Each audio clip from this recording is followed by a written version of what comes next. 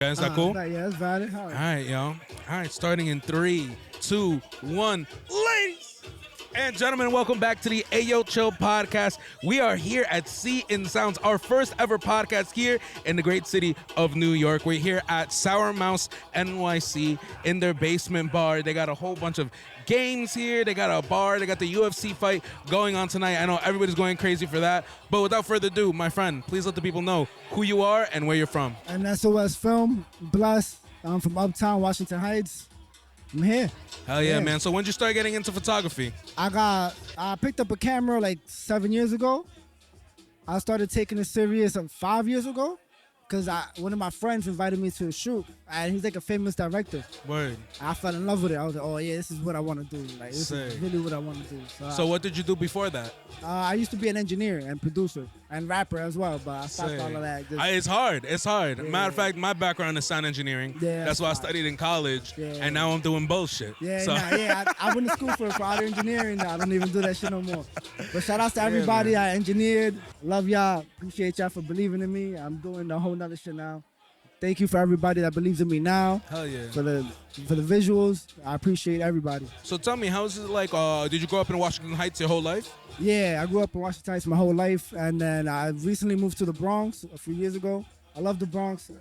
I fuck with the Bronx, yeah. Hell yeah. What would you say are the biggest differences between them? Because I'm a Jersey head, and this is actually a major New Jersey podcast. Yeah. It's actually the first time I'm here in New York City. So can you tell me the difference between the two? Manhattan is way more chill. It's like more money getters. They're more hustlers in Manhattan. The Bronx is just crazy. It's just crazy. You see crazy shit all day. Yeah, dude. Wake up and hear the ambulance outside, some girls fighting in front of the building.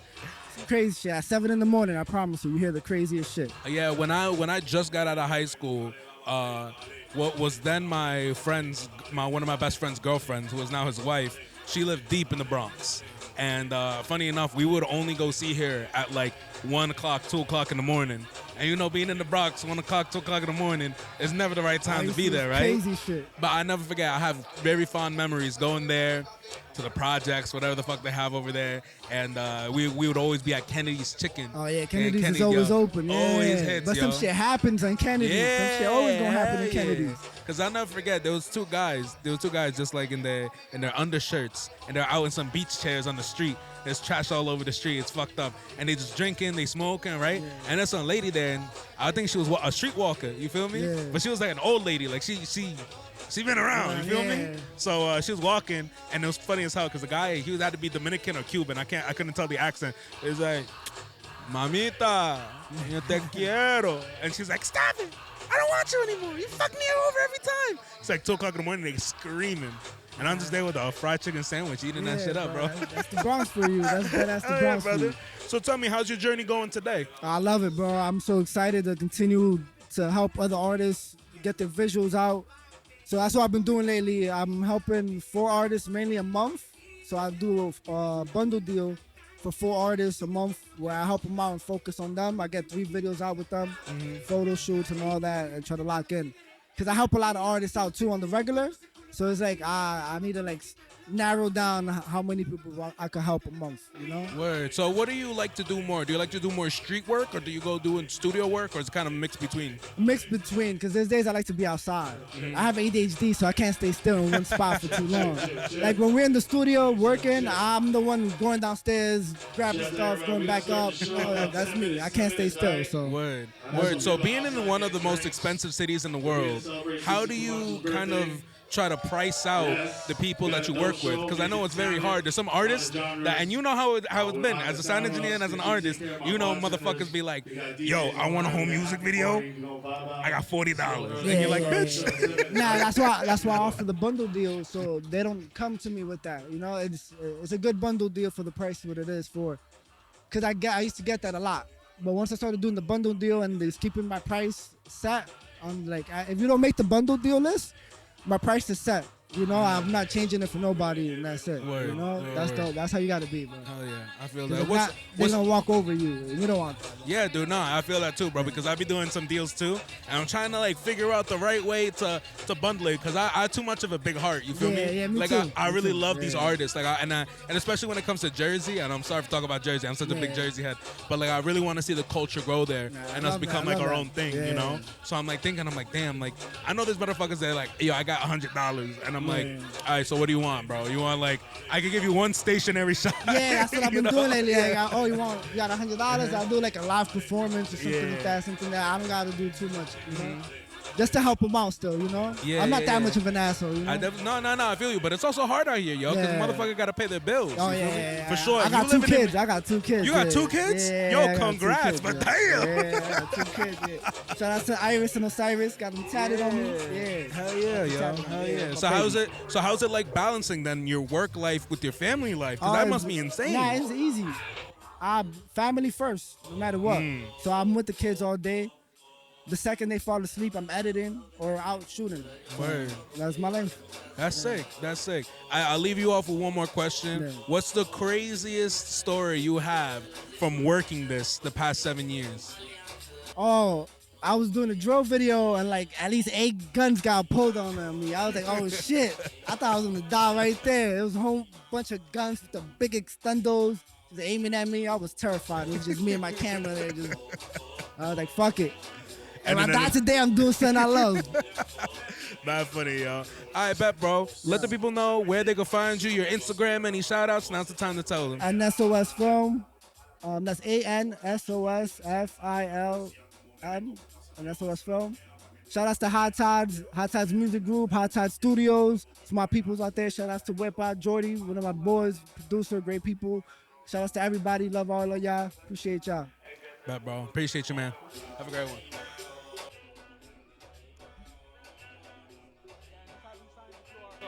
Yo, you really captured the audio with the music. Brilliant. Thank you, bro. Thank you. You're like a wizard. Dude, that's why I try to be, bro. That's why I try. Are you Ayo Chill Potter? I mean, dude, I did graduate with a sound engineering degree, so I better know.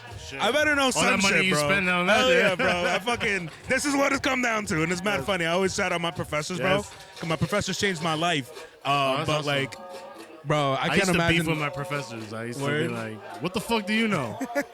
I'm just an asshole. Yeah, some of my high school professors, but I don't know, my college professors, it was such a close-knit community and shit, you feel me? It was just us. I should have done that. I went left. I went communications. A degree to learn how to communicate with people, but hey, bro, some people need it. I should have went to music, but whatever. It is what it is. I still ended up in music somehow. Hell yeah, brother. So we here, and I appreciate you being here, bro. Hell yeah, man, dude. Thank Appreciate you, bro. Thank you for being here. Dude, well, without further ado, please let the people know who you are and where you're from. What's good, everybody? My name is One Day, part of One Mic Day.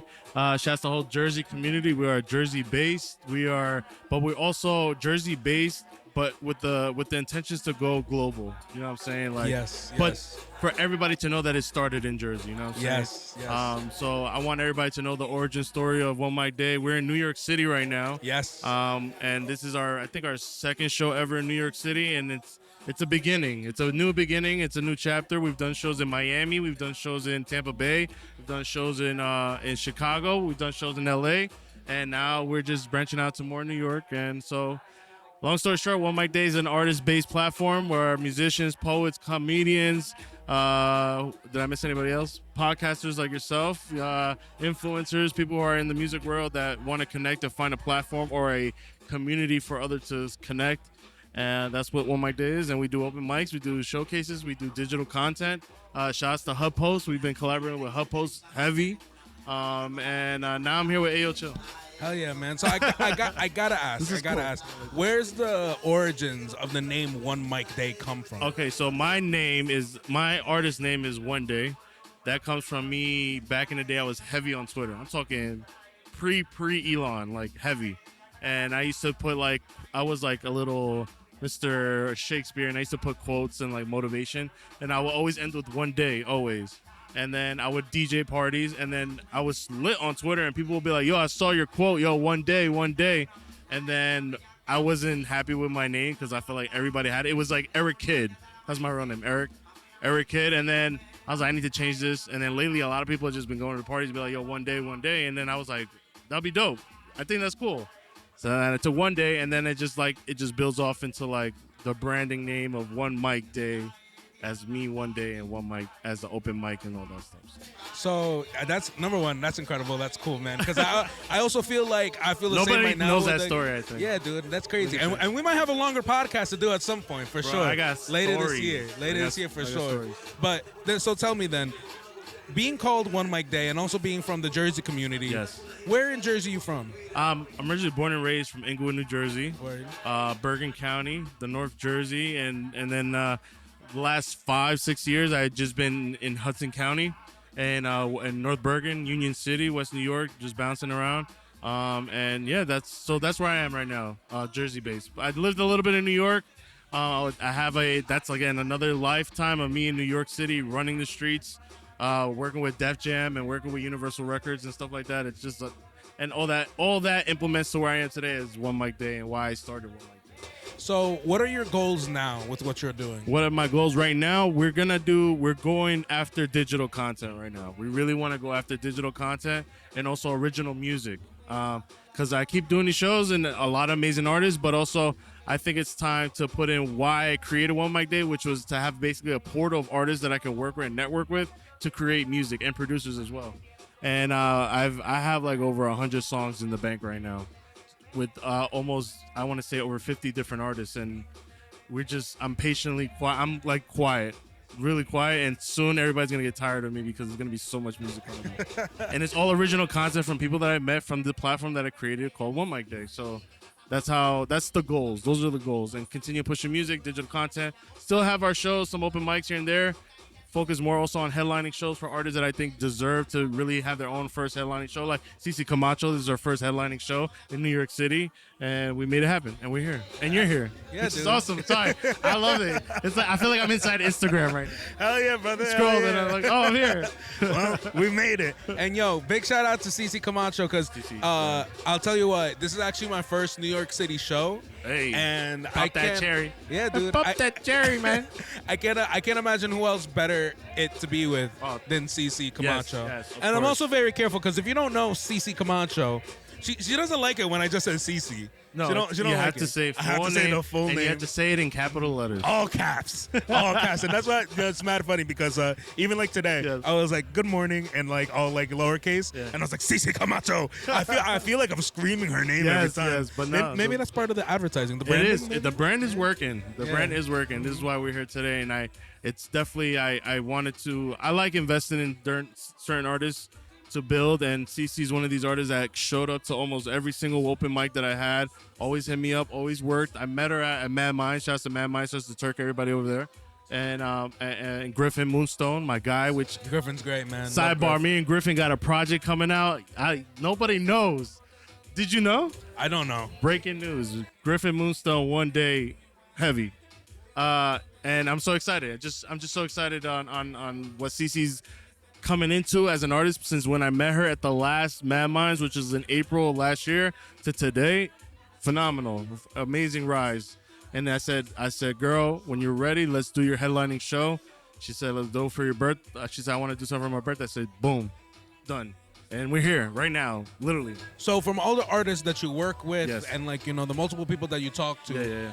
how does CeCe make herself unique apart from all those other people? The hustle, the hard work, the constant being outside, like literally being outside and going to shows and performing as much as you can and connected to different audiences, whether there's 5 people in the audience or 100, you're showing your face and you're going out there. And this is in the podcast. I used to do interviews, and one of these person that I interviewed was Immortal Technique. I don't know if you know who that is. Yeah. He's very popular. Just Google him. And he told me the reason why he is where he is at because he performed almost every single day of his life for years and just delivered music, and you just start building your fan base. So CeCe, I see an amazing reach that she has. She's going to be blowing out. Like, I might have to hit up her manager one day just to get in contact with her. But I'm joking. It's all love. But I love CeCe, and I believe in her talent. I believe in what she represents for women also in music as well. it's a different sound, and it's beautiful. And also some of the amazing up and coming openers as well are for tonight's show was selected by CECE Camacho. Yes. I just ran the logistics. I just ran, yo, CECE wants you on the show. How can we get you on? But a lot of tonight is CECE's decision, and CECE Camacho's decision, and yeah, man. Don't ever disrespect her like that again.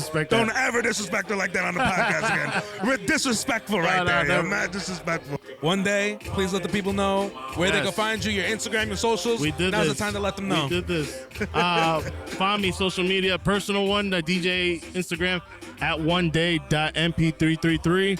One Mic Day at One Mic Day, ONEMICDAY. Follow us, all events. We got an event coming up. I don't know if this is going to be before that. Open mic April 24th in New York City in the Penthouse. 12 floors, really nice. Hope you can come through. It's a cannabis base, so if you like weed, it's the place you want to be. And yeah, at Space Station, May 5th, which is when we do comedy shows. We do / comedy and music. Amazing. I would love for you to be there too. Yeah, so we're here. Let's make it happen, bro. Thank you so much for coming on, bro. I appreciate you, bro. Thank you. I love this. Yeah, we did it. Sick, dude. Appreciate you. If you can hear yourself, we can hear you. So we valid? Hell yeah, we valid, Yeah, we bro. Gucci. What's up, bro? Hey, bro. Please let the people know who you are, where you from. I'm first of all, my name is BonJordy. I'm a producer. I produce for High Tides, the label. Shout out to everybody in High Tides first and foremost. I'm from Queens, born uptown, Dominican. You already know how this goes. Que lo que mi gente. Dime. ¿Sabes cómo hablar o más o menos? Nah, sigue, no importa. Okay. I'm not gonna go too hard, all right? But I can Pause, no speak, diddy. but Pause. Bet, bro. So how'd you get into producing? I ain't gonna hold you. I used to rap at the beginning, and then the beats were kind of pricey, and I was like, yo, let me just see if I can make some beats. I fell in love with the music, and now we here. Say less, bro. And what brings you to CECE's show today? I know CECE as an artist, as a human. You know, everybody, if you know CECE, you know CECE gonna say some shit, whether it's gems, jokes, or it's some shit, if you get what I'm saying. And I know a couple of people are performing some beats that I did too. And, you know, just show love, bro. We need some love in this world. So how does that feel to see something that you worked on, something that you produced, and seeing an artist bring it to life on stage? That shit is like, I don't even know how to describe it, bro. It's like, I ain't never done this, but it's like when the Fiend took his first hit. It's like a rush you could never describe, bro. Es algo diferente. That's not funny, bro. I was just thinking about the first time I smoked weed, and I'm like, I'm never gonna get that high You're anymore. never gonna get high like that, unfortunately. So tell me a little bit about where you grew up. Literally, I grew up here in the town type shit, but I'm Dominican, so back and forth. I'm in DR, I'm in New York, I've been to places, but you know, like I always been around music. So what's the thing that inspired you to get into music? I'm gonna be honest, I ask myself that question every day, bro. I think it's just God-given that just drove me there type shit. So tell me a little bit more about like the community here, because I'm originally from Jersey. This is actually a pretty big Jersey podcast, yeah, right? yeah. So I'm a What's big good, Jersey man. What's up? But I will say this: New York has always been a place of inspiration, a place where a lot of artists gather. Can you talk to me a little about the culture that you're surrounded around here? To be honest, you got everything over here. Like, I'm mostly in the mix, so you get what I'm saying. I'm hearing Spanish stuff, I'm hearing English stuff, I'm hearing dembow, salsa, all types of shit. Un tron de mierda, to be honest. Something's good, something's bad, but you don't catch a vibe. So do you talk to me then a little bit about the type of music that you make? Do you produce like everything? Is it more dembow? Is it more hip hop? Do you do classical music too? I ain't gonna lie to you, bro. I mix everything with everything, bro. So I might have some dembow for you. It's however I feel in the moment, but literally, you're gonna hear my music. Eventually, y'all gonna hear my music. But bro, so Yeah, gracias papá Dios, not to cut you off. hell yeah, man. So do you produce now full time? Yeah, bro, full time, bro. Like, that shit is like brushing my teeth. It's an everyday thing now. So when did that switch happen in your life? Shit, I can't even tell you, bro. It's been so long, I can't even tell you. Word. Because I feel like a lot of people, you know, when they hear producers or artists are like full time, right? It's kind of everybody's dream. And the reality of things is just like, not everybody's gonna get to be that producer. Not everybody's gonna be that artist, you know? And even just now, like before, somebody came here and they were like, yeah, I used to be a rapper, I used to be a producer, but then I fell in love with photography and now that's what I do full time, you know what I mean? Yeah, type so shit. what did you do before music? Shit, before music, I used to be an athlete, bro. I told you I'm Spanish, bro. I started off with a baseball bat before biberon. You know what I'm saying? Like, I did baseball, and then I did basketball. I'm an athlete, bro, and then I started making music. But, like, we talking about, like, I say you never give up, bro. Like, look, right now, I'm here now. In a few, I got to go to do a graveyard shift. Then I got to do a studio session at 8 in the morning. Damn. So the hustle don't stop. If you want something, you gonna get it, bro. Literally, you attract what you keep your mind on. Beautiful words, man. Beautiful words. Well, I will say this. Do you have any other crazy stories that you want to share? Anything that's been on your mind where you're like, damn, I need to get on a podcast to talk about this Talk shit. about this? I really got some heat, and I've been quiet for so long. Like, shout out to Luna, Wepa, KD, BB. I got stuff with Mia. Mia's here in the cut. I got with High Ties, Wahi, Bobby, Skills, Bonds a Billion. If I'm forgetting somebody, my fault. But like, I really got shit in the tuck. And you know, shout out to my son, Lounge Studio too. But I got shit in the tuck, bro. Like, y'all gonna start seeing shit, bro. Like, el que estamos acá, blah blah.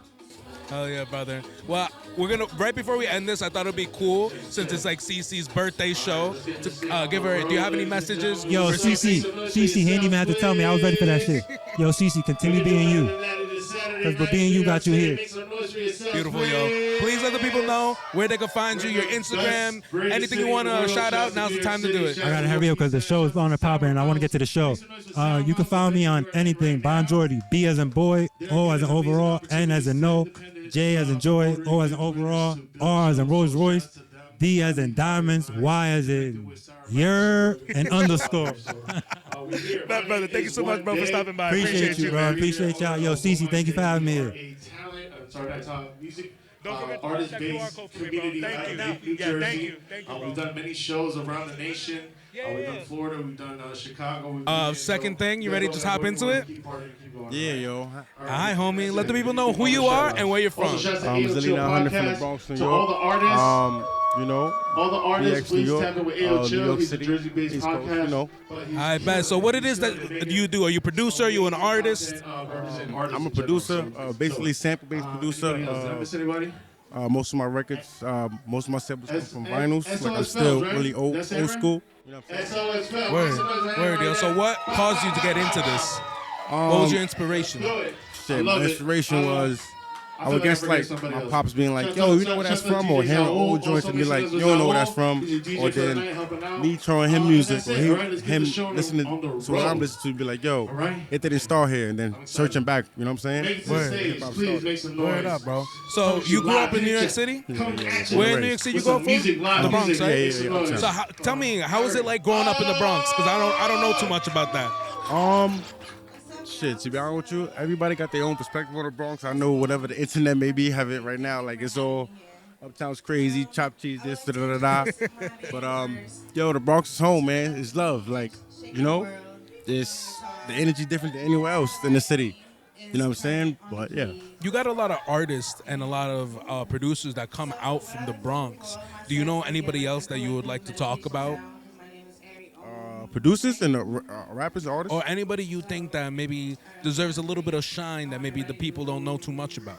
I want to shout out Lord Prezi, Gift the Hoods. I want to shout out Earn De Niro. I want to shout out Vega Goods. I want to shout out Luke God Faith. I want to shout out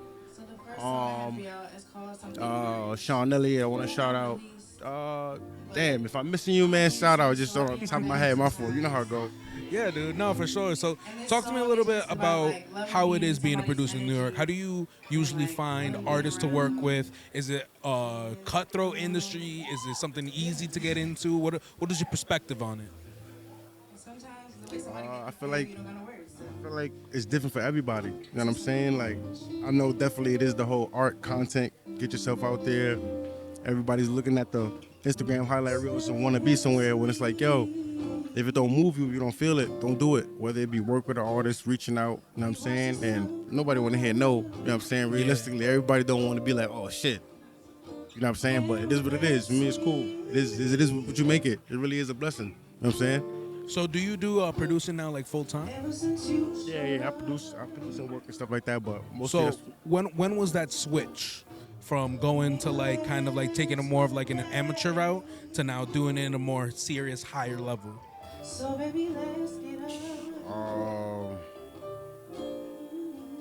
I guess I don't know. When I just woke up and wanted to just keep creating. You know what I'm saying, like it's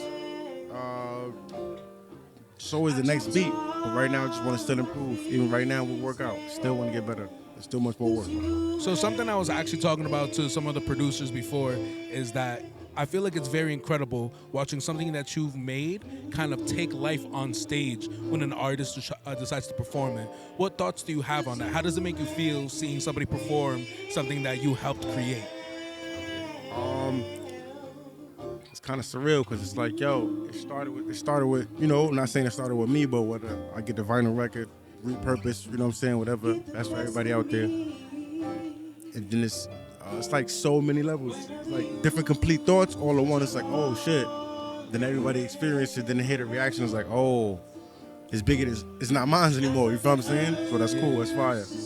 So the last question I have for you is, what words of inspiration do you have for the youth of the city, maybe specifically from the Bronx, who are trying to make it as a producer? What words I got? Whatever you do, writer, producer, whether it's film, be yourself and just fall in love with what you do. Because when that really happens, all of the opinions want to be accepted. You know what I'm saying? That doesn't mean nothing because you really love it.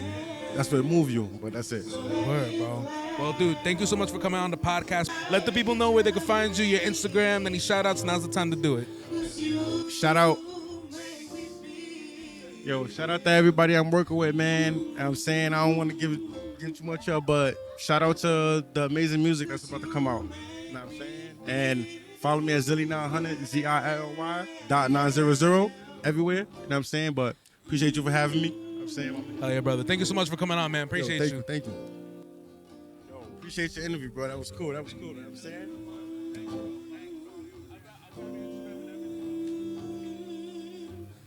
Bro, bring me up. Yeah, facts.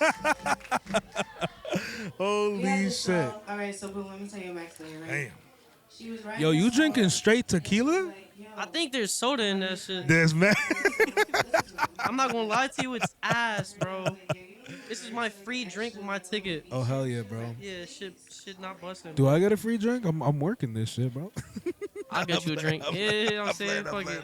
We all drinking. Nah, It's a ball. you good, bro. I usually don't drink when I podcast because then I get too silly, bro. Yeah. I start being like, you know what I mean? If I have like an artist who I think is even like mildly attractive, I'll start being like, yo, so I got this podcast. I don't know if you know. She's on the podcast. I'm spitting game. I'm like, yo, my bad. I gotta be fucking professional all of a sudden.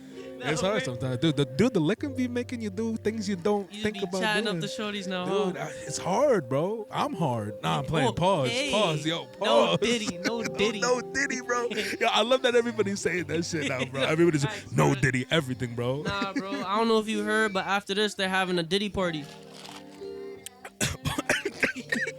Diddy party right after the show. What is Till that? 3 a.m. What does that mean, bro? What does that Yeah. mean, bro? I don't even want. I feel like if I say too much, he's gonna come after me. Okay, he probably will, bro. He'll definitely come. At least I don't know after or Hey, before you, but maybe. do me a favor, just fix your mic a little bit. Make sure it's like a little bit more in Okay. front of your mouth or This point way. it towards your mouth. Yeah. There Alright, you go. is that Pause. No better? Diddy. No Yeah, Diddy. No Diddy. Alright, but dude, I feel so bad talking while this beautiful music is going on, but It's amazing. Jesus, this is the craziest, longest intro. This is not gonna count as your actual time. We could put some of it in there, right? We could put more. Honestly, I'm chill with putting all of it in there. Me I don't too. care. I'm cool with it. You know what I'm saying? It's your video though. It's all good. It's all good. What you Bro, wanna do? please let the people know who you are and where you're from. Yo, what's poppin', everybody? It's AKASUGE, Big Shug, the one and only, the big one, not the little one. You know, we talking about, we at Sour Mouse right now, you know what I'm saying? We celebrating life, celebrating an important life today. CECE Camacho, my sister, and we're here to enjoy the rest of the vibes here. You know, we got a lot of talented, amazing people, and I'm happy to be here. Thank you for having me on your podcast. This is my second time on your podcast. It's an honor to be here, and I appreciate you. Yeah, definitely different vibes from the first time. Because I remember the first time he was on, he was Yeah. like, I'll never forget. Like I remember you putting on the headphones something, and you were like, and I was like, yeah. I was like, welcome, motherfucker. Hell yeah, bro. man, and it was a crazy venue we were at. It was a whole lot of delinquency Yeah. and things of that nature. Yeah, a whole lot of diddying. Yeah, a whole lot of diddling. Yeah. Diddling going on down there, bro. Yeah, dude, it was a wild place. It's actually funny because I grew up not too far away from there. Actually, from where that is, I live maybe like 15 minutes Yeah. away from there. Yeah. Well, what city was that? Little Falls. Little Falls? That's where I reside now. I feel like I know where Little Falls is at. It's kind of like in between Montclair and Patterson. It's Okay, like so I live probably- in Passaic County, so Word. that's not far. Yeah. So like bro. I was born in Patterson, but like I grew up mainly like in Passaic, and I currently live in Clifton now. Word. Dude, I see you in the city a lot. It makes me almost think that you're a city I'm head, outside, bro. Hell yeah, You know what I'm you do be saying? outside. It's mostly just me trying to, just work and connect with other people, network and things like that. Whenever there's an opportunity presented, you know what I'm saying, I like to take that. Yeah, I've seen your vibe shift a little bit too within like the past like You think so? I think so, bro, cuz I don't know, like how I'm seeing you now, like how I saw you then was more like delinquency vibes. I'm seeing you it was now a and you look delinquent very type of night. cleaned up. You know what I mean? Your hair is Thank looking good. You got Thank you. nice, you got the chain on, you got You know what I'm everything saying? going on. I mean, I always been a little fly guy, a little cool guy. It just depends on the mood, you know what I'm saying? Like we were at UD, whole lot of gang shit going on, so you know what I'm saying, I'm on gang time and shit like that. We're at this nice, beautiful, peaceful venue right now, so I'm giving you peaceful vibes and shit. Hell yeah, dude. Mhm. So tell me a little bit more about what you're doing day to day. Working 9 to 5. Coming home from 9 to 5 to working at home, you know what I'm saying? It's a whole lot of me just balancing all the different aspects of my life right now. Balancing actual work with my music work. I do a lot of mixing, mastering, recording for other people. So I'm not just working for myself, I'm working for others, working with others, trying my best to promote myself by, linking up with other people, you know what I'm saying? A lot of videographers, photographers, things like that. And getting closer to God. You know what I'm saying? That's been pivotal in my life right now. Getting Word. closer to God. That's Word. me right now, you feel me? No, dude, I definitely respect it, man. Mm-hmm. Yeah, dude. I'm seeing such a shift in the last Yeah. time we talked, dude. It's beautiful, it's a beautiful thing, dude. I appreciate that. It's not necessarily. I don't see it too much as change because I feel like change is temporary. I see it very much as development, underground development. Nah, he had to sneak that in there. That's a nice pun. Shout out Kurt If you Donovan, know, man. you I know. love If you that, know, you man. know. I love that, man, bro. But yeah, thank dude, you. that's a beautiful thing. So how do you feel like where you're at as an artist and as a because I'm not sure because you said a lot of mixing and mastering and that kind of falls more of like towards an engineer producer type Yeah, I'm an standpoint. engineer. I'm certified. Word. Yeah, I went to school out here. So I went to school in downtown Manhattan. I went through this program called the Recording Connection. Word. And through the Recording Connection, I was able to work at a studio called Endroom Audio. Really big credentials up to here, you feel me? Like, Word. I learned from the best people, and I learned as much as I could, and from there, I just self-taught the rest of myself. So Beautiful thing. Beautiful thing. I'm trying to elevate myself every day as much as I can type shit. And I feel like that's really reflected a lot in my current music. Like, the shit that I make today sounds way better than I started with, you feel me? Yeah, dude. Hopefully so, dude, because I know the engineering game's absolutely crazy. I actually graduated from William Patterson with a sound engineering degree. Yeah, so tough. that's what I started with. And you know what? When I saw like I think you have to have a certain love for mixing and mastering to really get into it. Yeah. And then once you start seeing it's a smaller community, then you really think because you got a lot of people who are mixing Yeah. and mastering from their bedrooms, and like it's not okay. I'm gonna rephrase that because it doesn't matter where you mix and master. But what I'm saying is that mixing and mastering is so. It's intricate. It's so well. I think the word I'm trying to look for is it's so available. That like as you well. could download Logic Yeah. and already have technically all the plugins you need Yeah. to mix something. And I think people do that sometimes and they'll be like, "Yo, I'm a mixing engineer," and I'm like, "Of Yeah. course you are." I'm not gonna put down nobody, but at the same time, if you're a mixing engineer and you're charging me like $150 a song, bitch, it better sound good. You Better feel sound me? good. You know what I'm saying? And a lot of people are saying they're engineers and they're just dragging and dropping a preset in that they copped online. That's not really engineering, I think. But if it works, it works. I will never shit on somebody for dragging in a preset. I have friends that do that. They'll drag in a preset and they'll tweak it and it sounds good. So I really don't care. As long as it sounds good, it sounds good. Yeah, it's very interesting because I think the more and more that you become a good mixing engineer, it becomes more of like an art form to where like people are really looking at you. Well, I guess mixing is a little bit hard. I guess I'm thinking more about the difference between mastering and mixing. Because for example, my friend, he's the assistant engineer to Randy Merrill, and he's one of the biggest mastering engineers in the world Shout right out to now. him. And he told me a story one time about how Randy got a. I'm not gonna put the artist's name out there because I Yeah. want to get him in trouble. But how he's charging like, I don't know, like 60 grand to like master a freaking album or something like that crazy. right Okay, now. an But the album. but the turnaround time is like crazy. So it'll be like, I don't know. Let's say for this example, I don't really want to say It'll the take like artist's a name week 'cause- and yeah, charge yeah, I 60 don't- grand, dude. Like, yeah. No, but like for like sometimes they're mixed so well that they're literally just paying him the money for his ear. And sometimes Yeah. they'll be like, dude, I didn't have to even touch this too much. I literally did this, and he might be getting paid 60 grand just for turning a little bit Yeah. of knobs. But he's so knowledgeable and his ears are so trained that he has that power Yeah. and talent to be like, oh wow, like yeah, this doesn't need too much. But they're using Sometimes- me as the final gloss into it. Yeah, you know? sometimes a song doesn't really need too much to be finalized. You feel Yeah. me? I think a lot of people, their biggest mistake is over mixing and over mastering, applying too much to their songs. Sometimes it just needs a little, you know what I'm Yeah. saying? Just a little love. That's it. You know what I'm saying? A little finishing touch, not too much. You know what I'm saying? But if you're over mixing, keep over mixing. It's gonna make my shit sound better than yours, and people are gonna pay me more than you. There he is. There he is. There's the rambunctious man I knew. Type shit. You feel Hell me? yeah, brother. Hell yeah. Well, I'll tell you what, we are coming to the end of this interview, but I wanted to open up the floor to you. Is there anything that you want to let the people know? Anything, last things you want to talk about real quick? Yeah. Shout out to her. They're going crazy. Yeah, for sure. I have a lot of shit coming out this summer. I got a lot of videos planned, a lot of new music coming out. I have a lot of shit tucked in the vault right now, so keep your eyes on me. It's a lot of cool shit coming out my way. You feel me? So lock in, tap in. You won't regret it. Good. Beautiful Alex. Did you let the people know where they can find you on Instagram and everything? So the Instagram is AKA letter X SUGE AKA Shug. You feel me? I don't know why I'm thinking Alex Shug every time I see your. I'm thinking Alex and it's AKA, and I don't know why I Yeah, keep thinking so the Alex. little bro. X is just cause you know what I'm saying. I didn't want to put an underscore.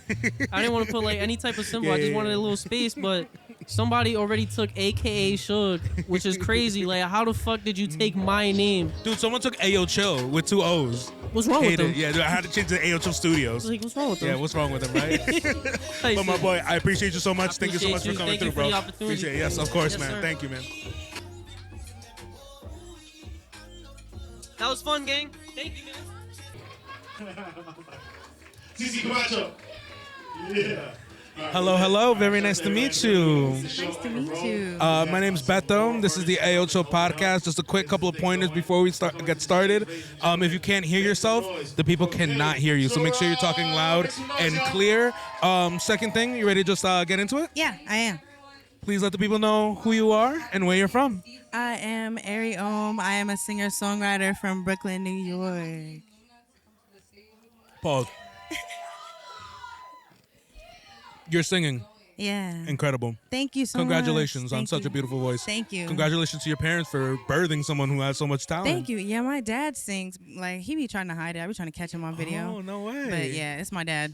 So does he sing like professionally or like out there? Or is this No, secretly? just at home. And he always tells me, he's like, God gave me you so that you can sing how I always wanted to. I'm like, but I got it from you. Beautiful. So when did you start singing? My own music probably like 2016. But like my mom told me I've been singing my whole life. But 2016 I started taking it seriously. Then like during quarantine I started to like write more music and get back in the studio. And like right before quarantine I was performing a lot at a couple venues in the city. And then quarantine happened. So I kind of had to put that on pause. And then performing again was a little bit like nerve-wracking. Yes. I was kind of like, oh, I don't know how to, talk to people. So it was a little bit like, oh, okay. But since then, it's probably like 2 years ago, I've been performing nonstop. and I got the band behind me sometimes, so it's really cool. So talk to me about that. Like, how did you get the band together? So I was performing for someone was doing something called Empire Music State Fest, and he was like, "Oh, I'm looking for artists, but you need like a live band." And I was like, "Oh my God, I don't have a live band." So I was like, "All right, let me reach out on Instagram." I kind of just asked for like, does anybody know a keyboardist, a guitarist, maybe saxophone, a drummer, like. And my keyboardist was the first one to reach out to me, and he was like, "Hey, and I heard you're looking for somebody," and I'm like, "I am." So we ended up playing together, and then I got like a couple more people to play with us, and he just constant, like he's always available. Like, you know, everybody else has their own schedules, and like I respect that so much. And then the guitarist, ShakinDaWorld, I met him like during quarantine. A couple of my friends were like filming a video in the train station of them like doing music, and he was playing guitar for them. And we like kept in touch, and I would see him around, and then I was like, "Hey, do you want to play for me one day?" And he was like, "Yeah, I got you." So I was like, "All right, cool." And there's more of us, but you know, depending on the venue, we're kind of like, okay, how many of us can fit in here? Word. So talk to me, like, how does then rehearsal go for you? Like, do you have any like background training in music, or was this kind of just like all on the go and figuring it out step by step? Well, a lot of it was figuring it out, and then in around 2018, I started to go to vocal classes at somewhere called the Voice Box in the city. That's run by an amazing woman named Ikela. And then I started to come out of my shell like more, because I was a little bit nervous to perform. I was like, I can sing, but I don't really want to sing in front of people. But she helped me come out of my shell, and then after that, I don't know, like I just kind of just kept going with it. Like, but rehearsals, we usually just, I'll be like, "Hey, we're linking up here. We'll go to like Pirate Studios real quick." And like we have a drummer come through and like a bass player. And sometimes we'll like do rehearsals for like certain shows, and then just have like a jam session and like see what fits, see what songs we could do like the next performances, or like practice harmonies and little things. So like it's cool. So talk to me a little bit then about your songwriting process. So for me, it's a little bit it's random sometimes. Sometimes I can hear a beat if I'm sitting with like my producer and my engineers, and they like construct a beat specifically for me in that moment. Then I can just sit there and like figure out words. Sometimes I'll be on the train and words will come to me, and I'll just sit there without any beat or anything. I'm just like straight up writing. And then if I hear a beat later, then I'll like construct, you know, the words to the beat and stuff. So it's different depending on, I don't know, I guess my mood, or like when I write the song or how I write the song. Word. So tell me a little bit about your goals then. What are your goals? What are your aspirations with this music journey that you're on?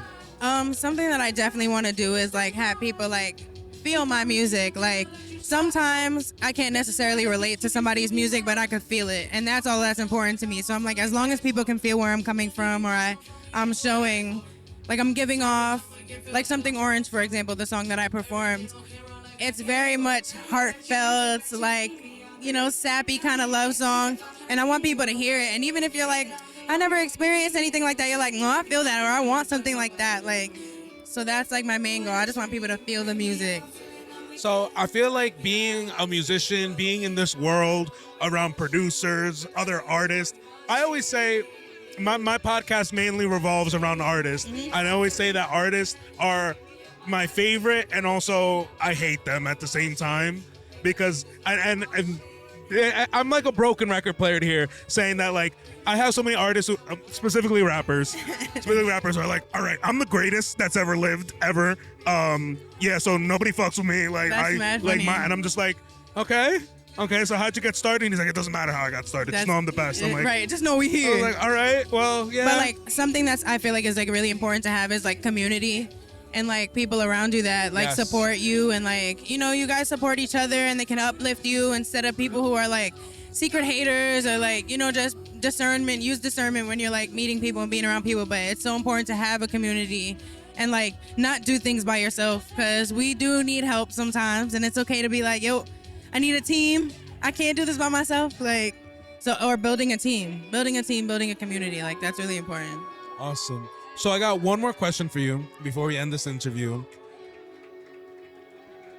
What is your advice for other artists who might be just getting started, or even like the youth of New York City who are trying to get into this? What is your advice for them on getting started? Stay true to yourself. stay true to the music that you want to make and that you love. Like, don't feel forced to have to conform to like what's popular. Or, like, people love authenticity. Like, people love when they can feel that, you know, you're coming from a genuine place. Don't stop if you're creating and you're writing and you get discouraged. Like, I promise you, if you don't want to quit at least once a day, you don't really want it that bad. So it's like, that's my biggest thing. It's like sometimes I just be like, oh, I just don't want to do this anymore. And then I'm like, yes, you do. Work harder. Let's go. Like, so don't stop trying to achieve your dream because it's absolutely, absolutely possible. Like, we all out here and we're all supporting each other and we all gonna get it. So beautiful, my friend. Please let the people know where they can find you, your Instagram, any shout outs. Now's the time to do it. Cool. My name is Ari Aum. You can find me on Instagram at AriAum. Yeah. And I'll be having a whole bunch of shows. My next show is April 20th at New Blue. So pull up, catch a vibe. Yeah. Thank you for having me. Thank you so much for coming on. Thank you for having me. You ready to just get into it? I'm ready, yeah. Please let the people know who you are and where you're from. Hi, my name is Ayah Abdul. I'm an R&B neo-soul artist from Brooklyn, New York. Awesome. So tell me, how'd you get started into your journey of music? Well, I've been singing since high school. I went to a performing arts high school. So, like, I learned classical music, opera, that type of stuff over there. And then when I went to college during COVID, I was just sitting in my room, nothing to do. And a producer that my sister was friends with hit me up and was like, oh, you should start making music. Like, send me vocals. I'll make loops. And then I started writing every day. So, like, different YouTube beats. Oh, dude, that's where we all start. That's where we all start, right? So you said you have a classical background. Yes. How has your classical background helped you kind of get into the world of R&B? That's actually a really good question. I feel like it's like changed the way I like listen to music in terms of like chord progressions, melodies, making sure like everything's just on point. I feel like it helped with my technicality of music. But I try to steer away from like what I've learned when I create, because like I don't want to be so I have to do this and this and this and this to follow those steps and just like write so whatever I hear. Yeah, I always gotta ask because I don't meet too many other people who have studied opera as well. I studied opera in college. Yeah. Did you like it? Yeah, no, I loved it. I started off playing classical euphonium, which is like a mini tuba is the best way to describe it. Then I got tired of it 2 years into college, and then I wanted to minor in something, so I minored in classical voice, and I studied opera for another 2 years. Yeah. I was terrible at opera though. Word? Like it was really, cause like people who went to my high school was like so skilled, like they trained for years to get into there. So like when I was in opera class, like yeah, I wouldn't consider myself. I think I'm just lucky to have like a very baritone voice. So, I hear like, it. I was gonna say I hear it. Yeah, you got a good podcasting voice, and I was like, I think it's maybe the opera classes, probably all the projection classes, and then teaching you like, oh, make sure it's here, yeah. No, my teacher used to like tilt my head back, and he's like, you have to sing like this and open your mouth and pretending you're like an ugly singer, like singing. I was like, okay. So this podcast is mainly a Jersey podcast. This is the first time we've actually crossed the river into New York City. Can you tell me a little bit about how the culture is out here, how the music scene is out here? I love the scene in New York City. I feel like it comes to a point where everyone knows everyone. We're all keeping track of like the work that everyone's doing, the effort that everyone's doing to push their own music.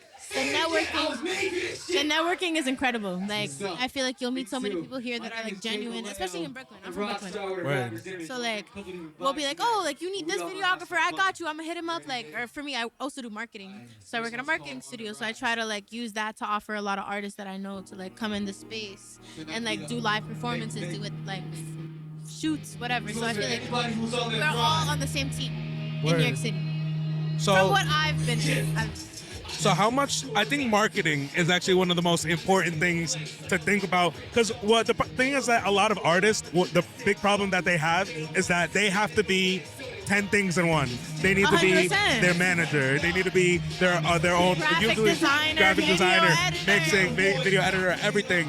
How important and how do artists become better marketers for themselves? What is something that you kind of see that you're like, most artists usually fall victim to? It's like, dude, come on, this is like basics. I feel like it's very important to just know how social media works. Like, I went to college for financial economics. So that's how I learned a lot about like how to do things and like numbers and business-wise. But I would definitely tell people to like watch YouTube videos. I used to watch so many YouTube videos about like how does Instagram work for artists or how does YouTube work for artists. Like Instagram should be more picture ready versus TikTok where they want more authenticity.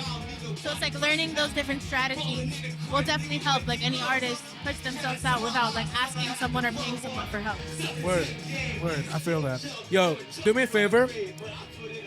I want to make sure that I get the audio really good for your interview because I feel like saying a lot of good things. Let's wait for him to finish this song real quick, and then we'll continue, okay? Does it sound like a plan? All right, bet. No, I just think it's easier to talk on here regardless if the audio is ass or not. Yo, so how long did you live in Brooklyn? My Your whole whole life. life? Wow. Do you ever imagine leaving the city at all? Yes, but I always feel like I'll have a home in Brooklyn. Like I want to live in a lot of different, like I want to be able to like reside in different places at different times. Have you traveled anywhere? I've been to Puerto Rico because I'm half Puerto Rican. I've been to the Middle East because I'm half Arab, half Lebanese. I've been to Florida. Sweet. How was visiting the Middle East? Cool. I mean, like, it's really it's more strict over there. Like every block they're checking you for something. But I love it over there. The culture, the food. Oh, I could imagine. The culture and food, I could imagine. Incredible. Oh my goodness. But that's crazy because you also come from a big background in Puerto Rico, having And amazing the food. Food is the food, the vibes, the everything. What do you prefer? Everyone asked me that, and I was honestly, it's a hard one. It's a half and half because I'm half and half. So you're taking the easy road. Yeah. You're taking the road with less arguments and everything, dude. That's cool. I don't know if we're gonna be able to like talk while he's like No, playing. I don't know either. It's like a rock.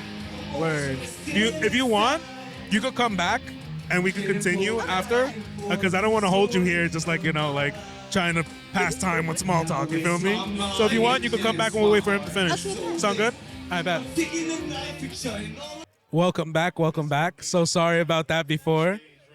You can go ahead and adjust the mic however you need, yo. Joy. Make some noise. Come on, make some noise. So just Come on. just a few more questions for you because I wanted to get that. We were talking before about how you grew up completely in Brooklyn. Yes. Talk to me a little bit how that was and how it inspired the art that you create today. I never really thought about that. Like, in all honesty, I feel like my whole life, I grew up in a really religious household. So, like, I wasn't really, like, open to music or listening to different types of music. The first time, like, I only went to, do you know LaGuardia High School? I do not know LaGuardia. It's like a performing arts high school.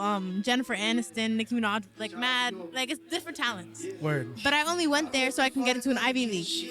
I was like a big nerd, like a big nerd. So like I just wasn't music at all. I went there because I was like, ooh, they're gonna like that. Like Ivy Leagues are gonna love that, like dual academics and that. And that's where I started like being more open to music because it was like pushed on me.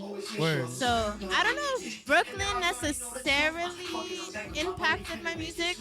I feel like my music is more of like journaling sessions about like my own thoughts, my own life, my own. Word. yeah. So I have one last question for you. If you had advice for anybody who's trying to go towards the trajectory that you're going out here in the community performing, what advice would you have for them? I have different advice. Okay, let me think.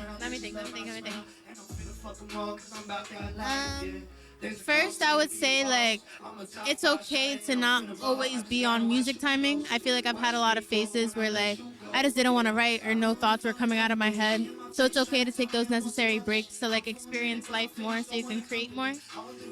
Second, put yourself out there. Like put yourself in as many different rooms as you can. Build as many different skills as you can. Like for me, because of my marketing business background, I got into so many music rooms where they didn't even know I was an artist until I presented that. So it's like, just build yourself as a person. Meet as many people as you can because you never know that one perfect person you might meet that will provide you this opportunity or that opportunity. Work with other artists. I feel like that's something I held myself back on at first. And now that I'm doing it, it's like you get to see how different people create and it impacts the way you create. And also just be authentic to yourself. I feel like a lot of artists feel like they have to fit a certain persona or I have to do a kind of like dancing type of throw it back song to get people's attention. And it's like, just do what you want to write about. Like tell about your life. I feel like every artist is so different. So it's like, just give your own story. Talk about what you want to talk about, what matters to you, what like makes your life you, like your life. And yeah. Beautiful answer, my friend. Thank you so much for coming on to the podcast. Please let the people know where they can find you, your Instagrams, any shout outs. Now's the time to let them know. Okay, well, shout out to my mom. Love you. My sister, too. But my Instagram is Ayah Abdul R. So it's AYAHABDULR. It's also the same username on TikTok, YouTube.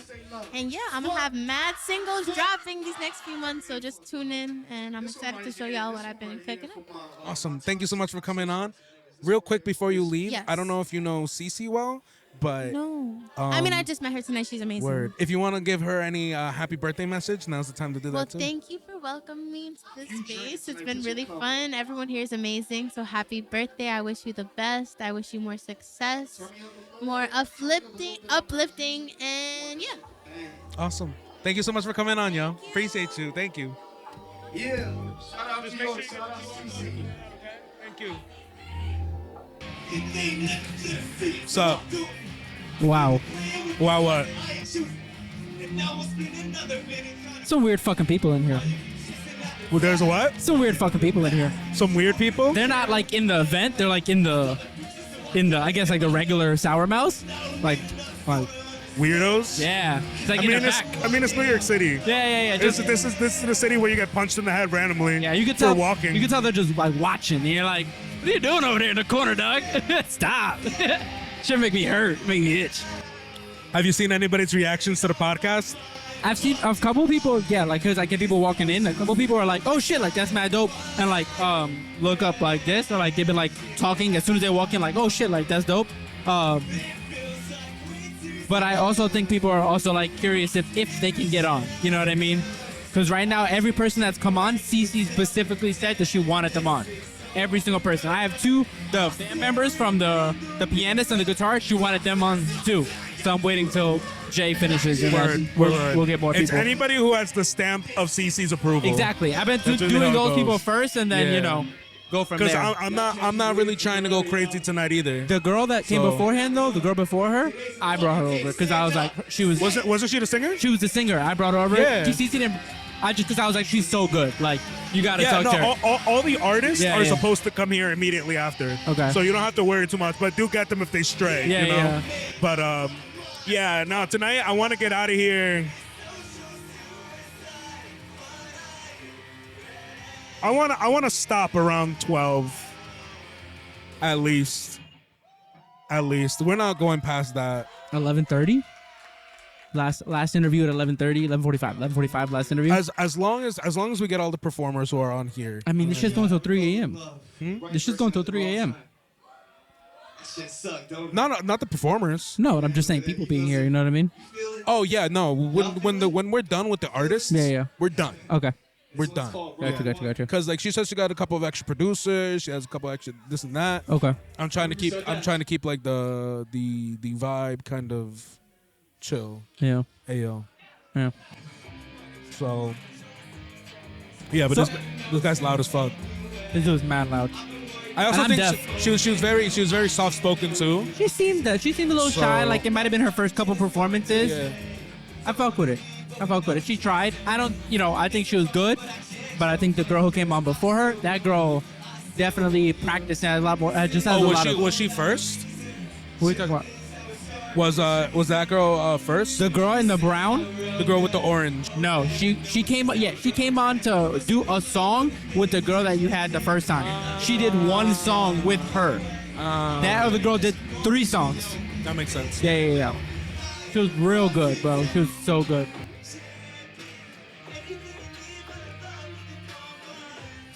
Very interesting. Yeah, definitely. So what are your thoughts about the first New York City show that we have? I definitely really enjoy this environment. I think the space is nice. I think this booth is really cool too. I think it's a different atmosphere that gives the podcast a different feel, which it makes it in a way a little bit more personal. Because when you're sitting at those angles, you're kind of sitting out. But here it's very, neat. So you have to engage almost, you know what I mean? Which I think is really dope. And also I feel like we haven't had any repeat people. So all these people that are coming on for the first time, which also I think is pretty cool. That kid with the curly hair, he's actually been on at UD. Oh, we're at once? Yeah. Fun. Because I only did the UD show once. When you did the Sherbs or you did yours? No, when I did mine. Okay. When I did mine, yeah. Yeah, he looked cool guy. He looked mad cool. Outfit was fire. He was very different. I actually have a clip of him from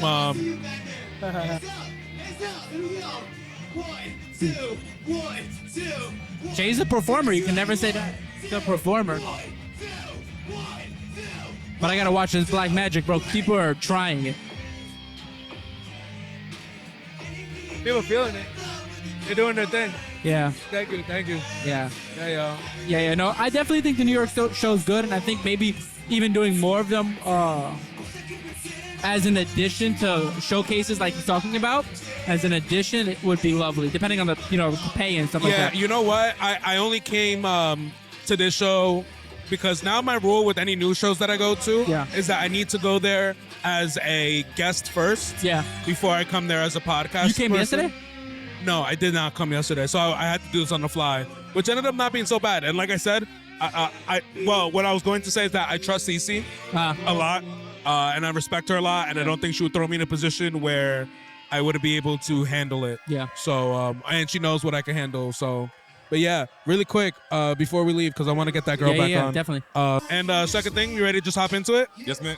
All right, my friend, please let the people know who you are and where you're from. My name is Kurrent. I'm from Suffolk County, Long Island, New York. Word, yo. So, Kurrent, what do you do? Are you a producer? Are you a musician? Are you a person? What are you? I'm a person, yeah. But I do a little bit of producing, but first and foremost, I am a musician. I play keys. I also sing.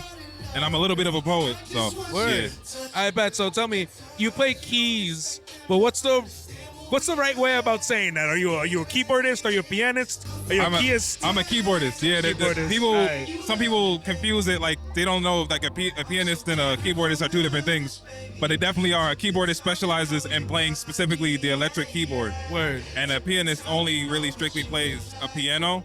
And an electric keyboard can go into different sounds, like the Rhodes keyboard. They can go into an orchestra setting, a saxophone, multiple different. It encompasses so many different instruments. Word. So that's the difference. Yeah, thank you so much for pointing it out, because I know a lot of you who are out there think y'all know shit, but y'all don't. All right, respect the man. Respect the man. Yes, sir. So tell me, how did you get into music? When did you start? I started like making music or performing or just like wherever the journey began, bro. You know it, not me. So I grew up playing in church. So I started Nice. playing when I was about 14 years old, playing keys, sang in my church choir, and then I eventually just put the two together when I started going to high school and started doing talent shows and stuff.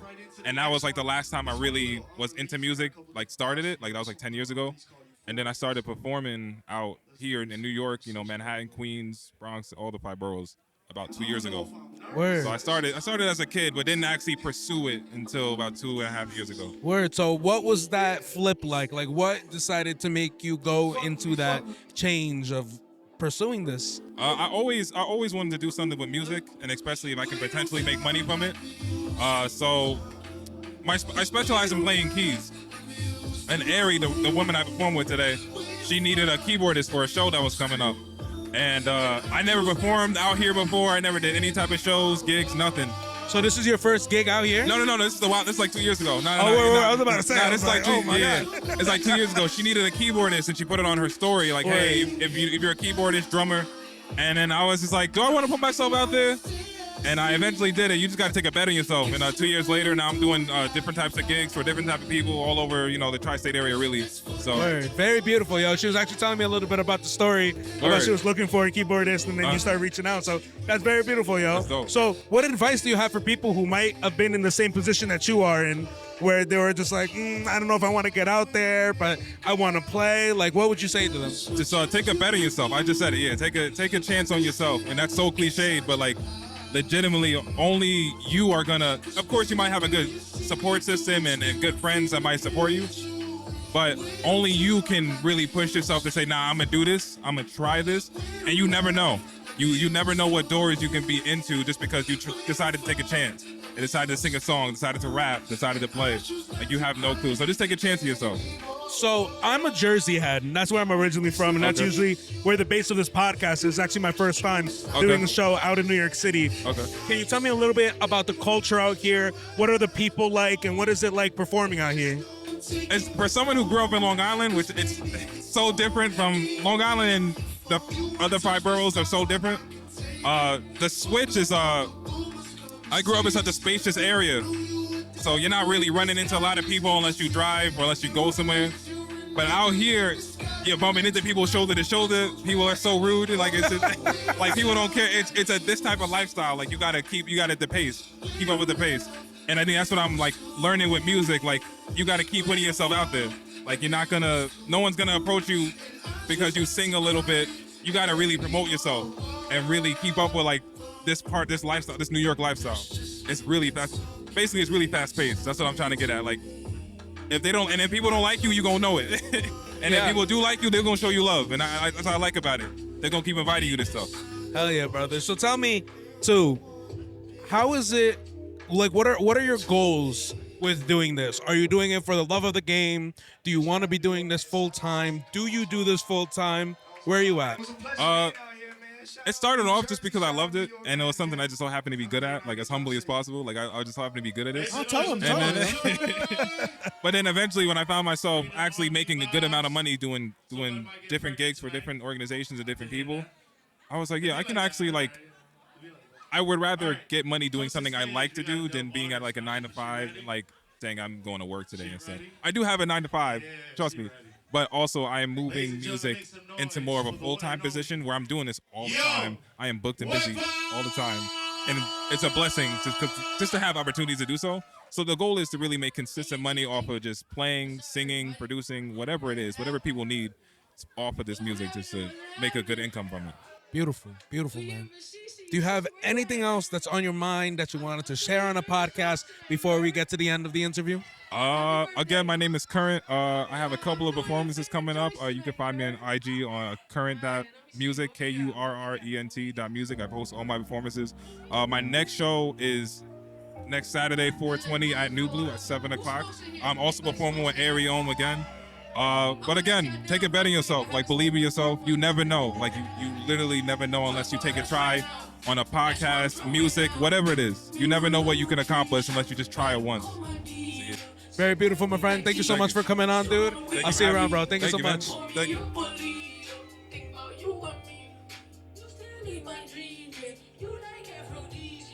You ready to just hop into it? I'm ready to tap in, dog. I bet, brother. Let the people know who you are and where you're from. What's up, y'all? How y'all doing? My name is ShakinDaWorld. Shaking no G, because I am the damn G. Born and raised in Queens. Queens get the money. Bow. Fuck is you talking about? You know what I'm saying? Hell yeah, bro. So, you know, it's funny. I've heard people from the Bronx today, people from Staten Island. I don't know if people from New York consider that part of New York City. I don't. I'm a Jersey head, so I have no beef in any of this, bro. I have no beef in it. And then I had somebody else who else said Brooklyn. And yeah, but I haven't had anybody from Queens yet, dude. Big Queens. So tell me, how is it like growing up in Queens? Certain parts is like very peaceful. Like where I'm from, I'm like off the tip of Hollis in Queens Village, so it's pretty cool. But then when you get to like South Side, which I fight for, South Side gets a little gritty, you know what I'm saying? But it's gritty with love type shit, so yeah. Word up. So tell me, what do you do exactly? Are you a singer, dancer, rapper? I be doing things, man. So I'm a guitarist, rapper, singer, and a poet. Nice. How'd you get started in your musical journey? Man, so I learned how to play guitar in middle school. Because of my music teacher, so he taught me rhythm guitar. I went to like a private school. Then after high school, because I thought ball was life, so all I did was just basketball. First year of college, things weren't so great for me at the time, and I just picked up the guitar, and it's been therapy for me ever since. Like just learning things, just playing with it, and doing YouTube stuff and whatnot, and it's literally the expression for me when I don't have words to express myself. Like, it's amazing, man. Word, dude. So tell me a little bit more then. Growing up in Queens, you grew up your whole life in Queens? Yeah. So tell me, how was the culture like around in that area? Because I'm from Jersey, know nothing about the city at all. This is actually my first show I've ever done in the city. Oh, wow. Yeah. Welcome, man. Thank you so much. It's a blessing. Tell me a little bit tell me how the culture was growing up, whether it was around music or going to shows like this.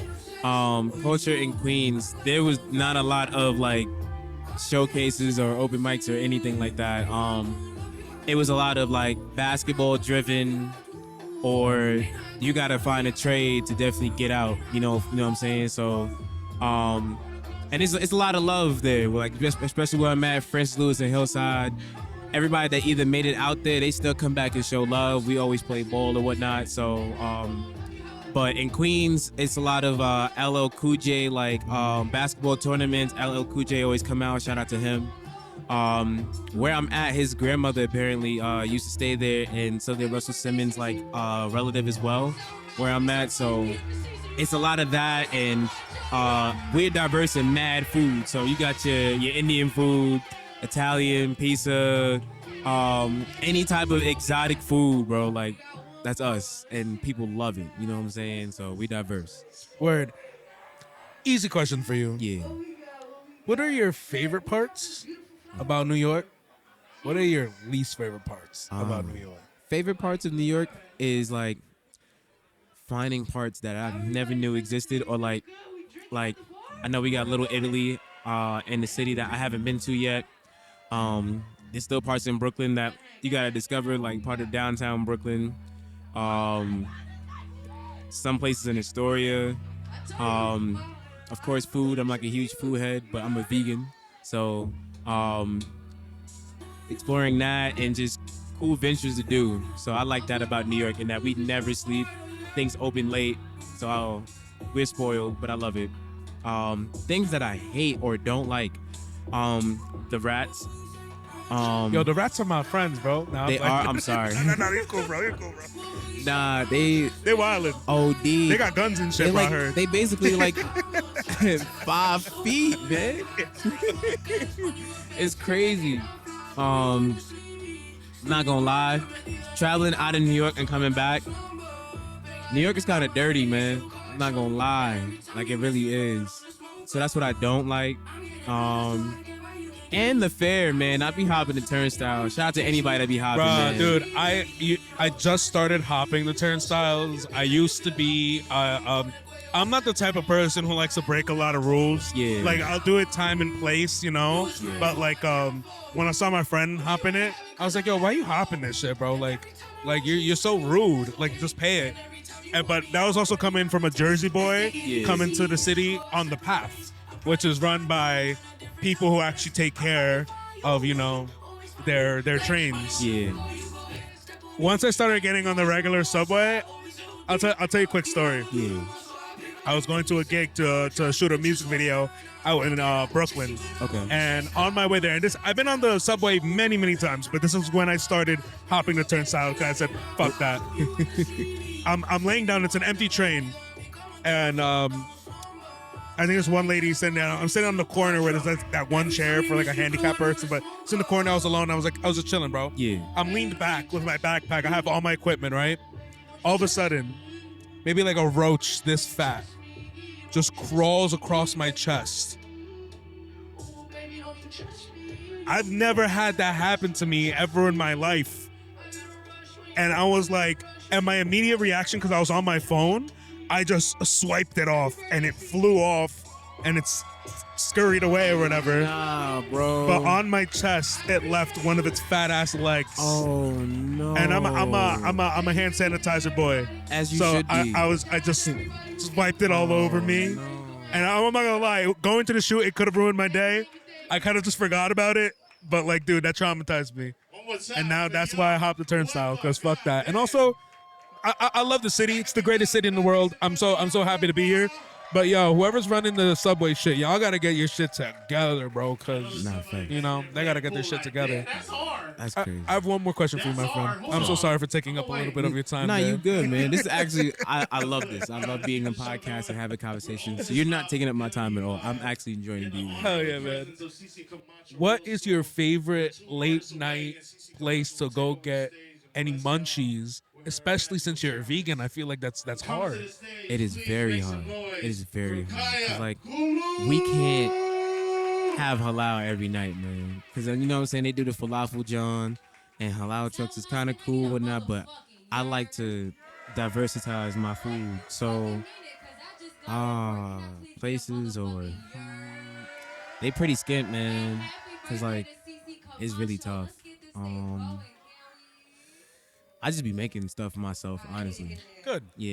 We love someone who cooks. Yeah, love someone who cooks. Like I be cooking mad vegetables. Sounds like a vegan, right? OD. Like I just cooked okra for the first time. Bro, that joint is crazy. But I understand why women have it. So for women that do have okra, I understand. But it's all about seasoning, how you season your food though too. Because if you don't know how to season your food, you can be like, nah, this vegan shit is trash. But if you season it right, you be straight, man. And I'm a big Trader Joe's fan. Shout out to Trader Joe's. They the plug, man. So, yeah. All right, my friend. You're at the end of the interview. I want to thank you so much for coming on. Thank you for having Please me. let the people know where they can find you, your Instagram, any shout outs. Now's the time to let them know. For sure, man. If you guys want to follow me, man, my Instagram is ShakinDaWorld.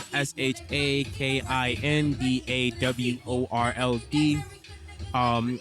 I'm in New York City a lot. I do travel a little bit here and there. I host an open mic called Troublemakers Open Mic. We feature poets, rappers, singers.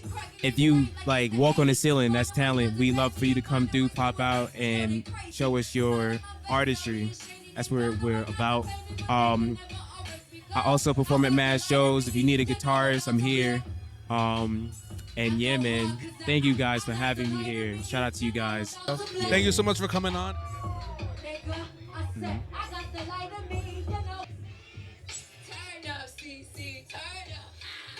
Mr. J. Valeo. Yo. It's a long time coming, this podcast. Been a long time coming. I was supposed to be here back in like June. I was supposed to be here for the Mad Money. Hey, man, things happen, things happen, but I'm so glad to have you on. I've heard your name so many freaking times, yo. So many times. I've seen you on the interwebs so many times, and like seeing you perform, it's actually incredible. It's actually incredible. You have your vibe going on there. I actually had to stop one of my interviews because I was like, yo, he's going hard right now. Maybe we should not talk. I appreciate that. Thank you. It's a beautiful thing. Real quick, please let the people know who you are and where you're from. It's good. My name is Jay Valeo. That's JayValeo, and I'm from Jersey. Bro, I'll tell you what. Being here seeing other people here from Jersey makes me very happy, because I was talking to one day before, and I was just like, yeah, dude, I'm like, this is my first show I've ever done in New York City. Very happy to do it, very happy to be here. But yeah, man, can you tell me a little bit about the vibes and what makes New York a little bit different than Jersey? You know what's crazy? I've been hearing that New York is more supportive than Jersey, which is interesting to think about. I feel like for my network, I've found a spot where a lot of the people around me are very supportive, but I've heard a lot because you don't see a lot of people coming out of Jersey. Like right now, we have Coil Ray, right? We've got the Jonas Brothers. You have the classics, but there's more acts out of New York that you can name on like 20 hands. You get what I mean? Word. People say that's because of the support, which is a very interesting vibe for me. But outside of that, I think New York just has more life to it in a different way. Like, there's more to do in New York because when you come from overseas or like LA, Atlanta, Idaho, you go to New York. You don't go to Jersey. Yeah, no. It's true. And I'll tell you what. I don't know if it's because of the lineup you have here, CECE, or because everybody's kind of interconnected here, but the love out here today it's real. Yeah. It's very real. And seeing like even this girl who's performing right now, I'm not sure what her name is, but I mean, like, just the way she has the crowd going too, it's very beautiful. And seeing people here like kind of crowded in, it's a nice thing. It's a nice thing. Definitely. How'd you feel like your performance went? I feel like it went well. It was a good time. I got to showcase a new song that I actually never performed at all before. So I had to learn that on the fly on the way here. Well, shit. But it was fun. It was definitely fun. I feel like I got the crowd to do what I needed them to do, and had a good time. I brought the vibes that I needed to, so I'm happy with it. Word up. So tell me something about yourself, Mr. J. Valeo, that maybe you've never told anybody else. I'm gonna give you a simple layup there. I mean, the easiest to say that is that I'm vegan. Dude, I just had a vegan guy on here before. What the fuck do you eat at night? Do you just eat falafels and shit? What's up, bro? I know you Oreos, eat man. We eat Oreos. Oh, Oreos? Dude, Oreos? I was just about to say that, too. I was just about to say that. You motherfuckers be eating falafels and Oreos, bro. How are you alive, bro? You know, maybe I need to go on that diet, bro. You're looking nice, bro. You're looking nice. Maybe I should fucking get on that shit, bro. I've been doing it for about 7 years, give or take, ever since about high school. So, you know, once I turned that way, I kind of never looked back. And once I found out about the alternatives, like, I don't miss cheese because there's a way to go around it. I don't miss milk. There's a way to go around it. Everything is like, there's a way to kind of supplement that. I even found vegan mozzarella sticks. After that day, I was happy. Nah, listen, Shout out to Pizza Nada in Bloomfield. I respect it. I respect it. And I know they have, what's that place called? I forget that pizza chain. Blaze Pizza. Blaze Pizza. They have their vegan pizza. They're all right. They're pretty good. They're pretty good. Yeah. I remember having their vegan cheese for the first time because my cousin is vegan, and during New Year's one year, he was like, "You won't be vegan for a month," and I was like, "Bitch, say you won't one more time." He's like, "You won't." That's when I bought like 20 packs of Oreos, and I just ate Oreos for a whole month. That's a vibe. Oh yeah, but I'll tell you what, I could probably be vegan for a little bit, but it's just the cheese. You know what? And I'll tell you what, it's because I've tried a lot of the different vegan cheeses because I'm not gonna lie, I didn't just eat Oreos. I tried all the vegan products, and I feel like they've only gotten better and they're only getting better over time.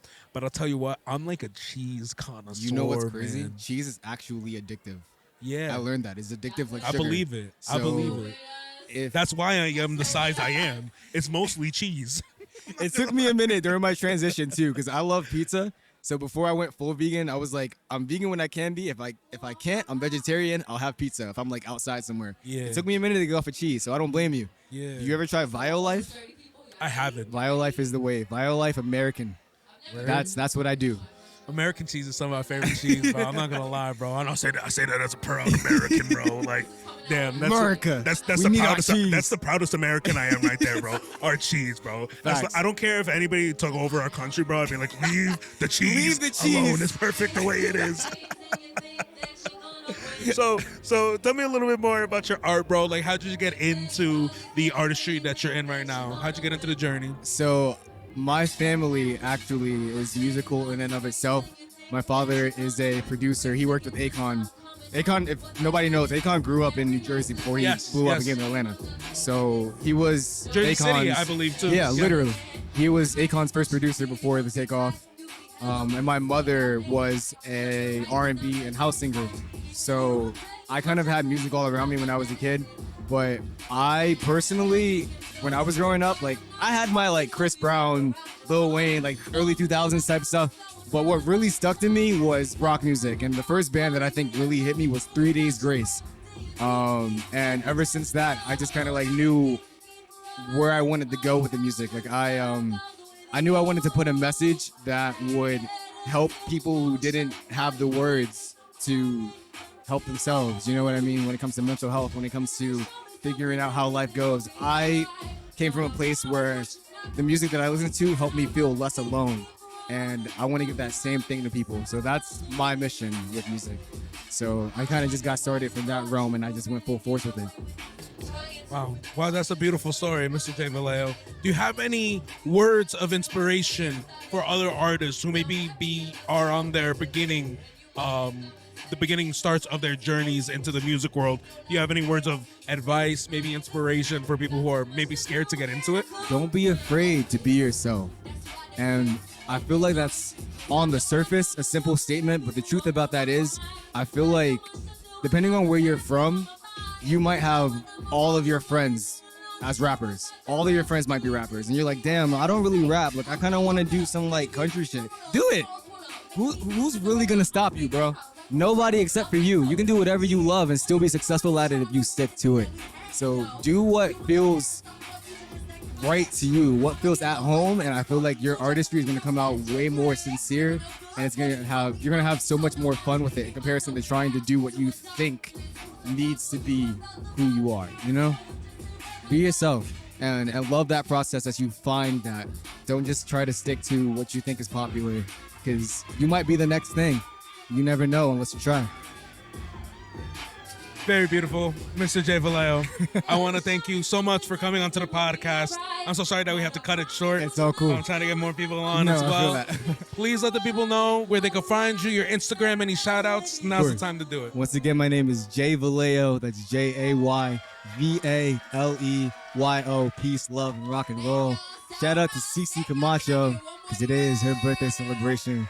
We love you, CeCe. If you're watching this, you better be watching this. I know you're going to watch this. Happy birthday.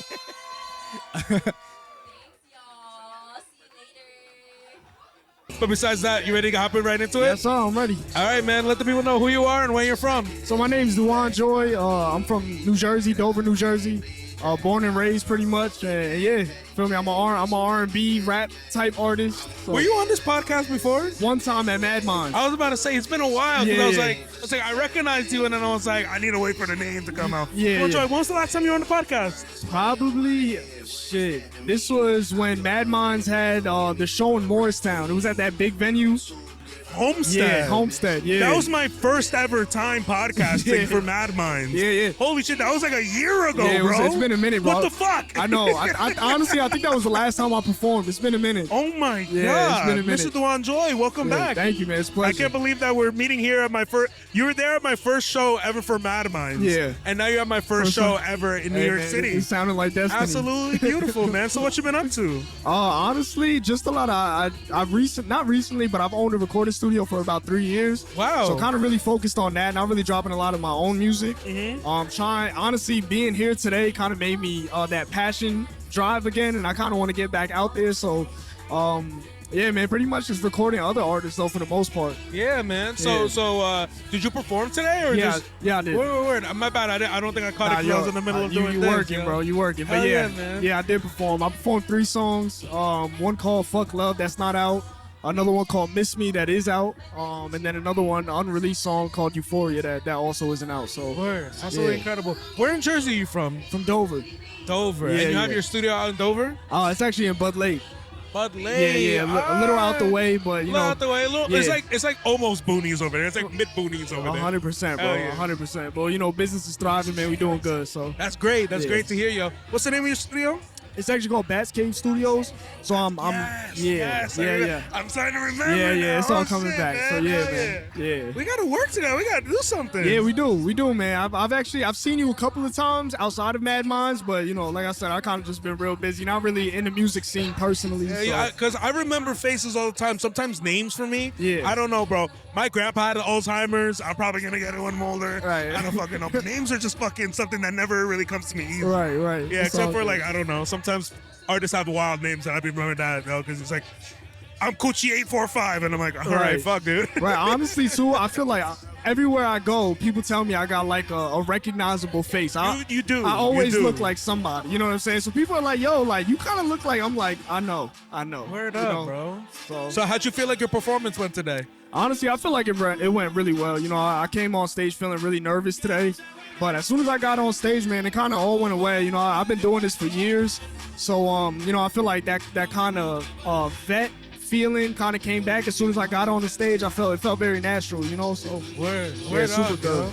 So, dude, tell me, being out here in New York City, especially being a Jerseyan, I'm so happy for how many people that I've had here from Jersey come on the podcast. Right.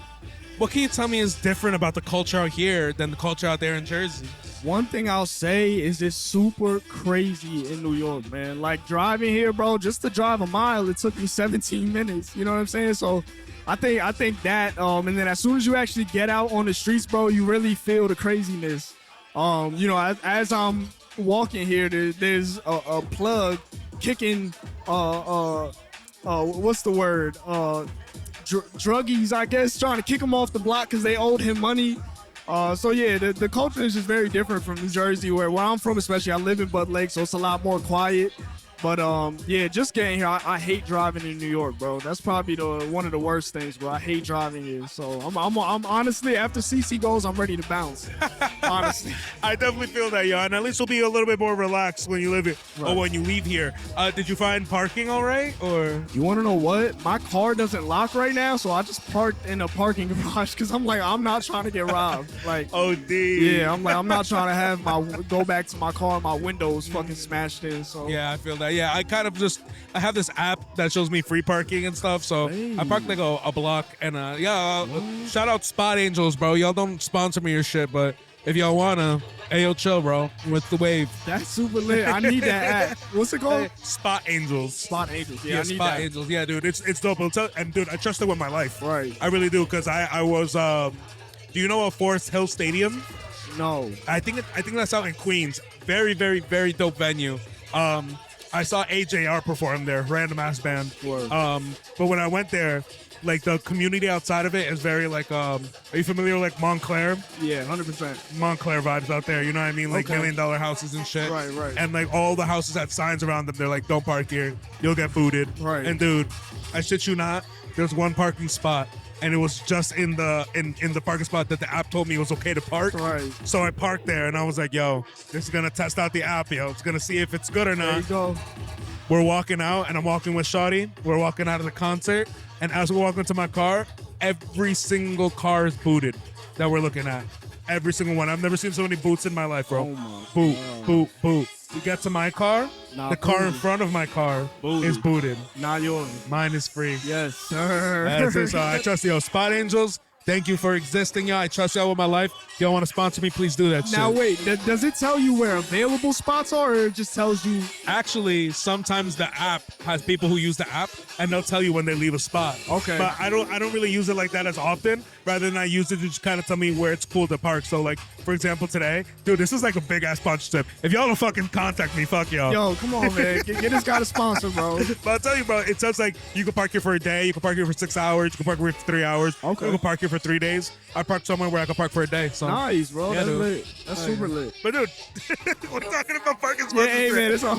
I'm so sorry, bro. Sometimes the podcast just happens like Honestly, that. that's knowledge that I think a lot of people that's watching need. Because Hell yeah, man. parking in New York is also a problem. So. Dude, it is a problem for sure, man. And I mean, like, dude, it's tough because all the things that are happening in New York right now too have got me kind of sketched out. Right. People are getting punched in the head randomly. Right. People are getting robbed. You know, they have Right. the immigrant crisis that's going on here. Right. And I don't know, New York looking like it's gonna have some dark chapters coming up for the next couple of years. 100%. But man, I'm praying for everybody in New York, and you know, it's like events like this though that really like make you forget about everything that's going on like outside of everything, you know? As soon as I walked in here, man, I felt the love, and I'm Yeah. like, New York maybe isn't as crazy as I thought it was. And you know what? I think that's something today that I realized a lot with the people here. I've just been experiencing, especially for the people I've been interviewing, a lot of love, a lot of support. Have you been feeling that as well? 100%, bro. Being on stage, you know, I think a lot of the nervousness came from wondering if people were gonna like the music, and it was just love, bro. It was just love. So it was an awesome feeling being back on stage.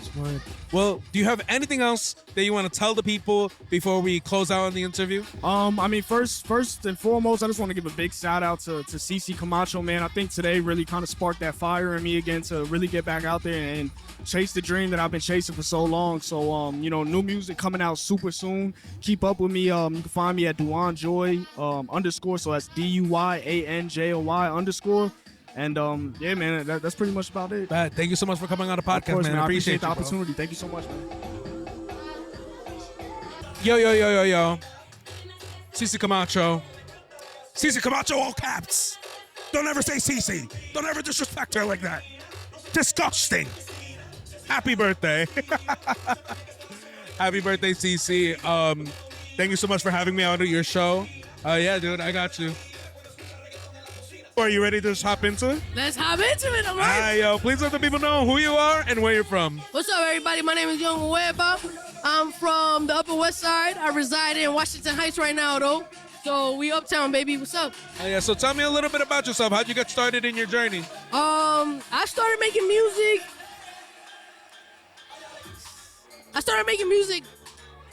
When I was young, in like 7th grade, but I took it seriously in like 2019.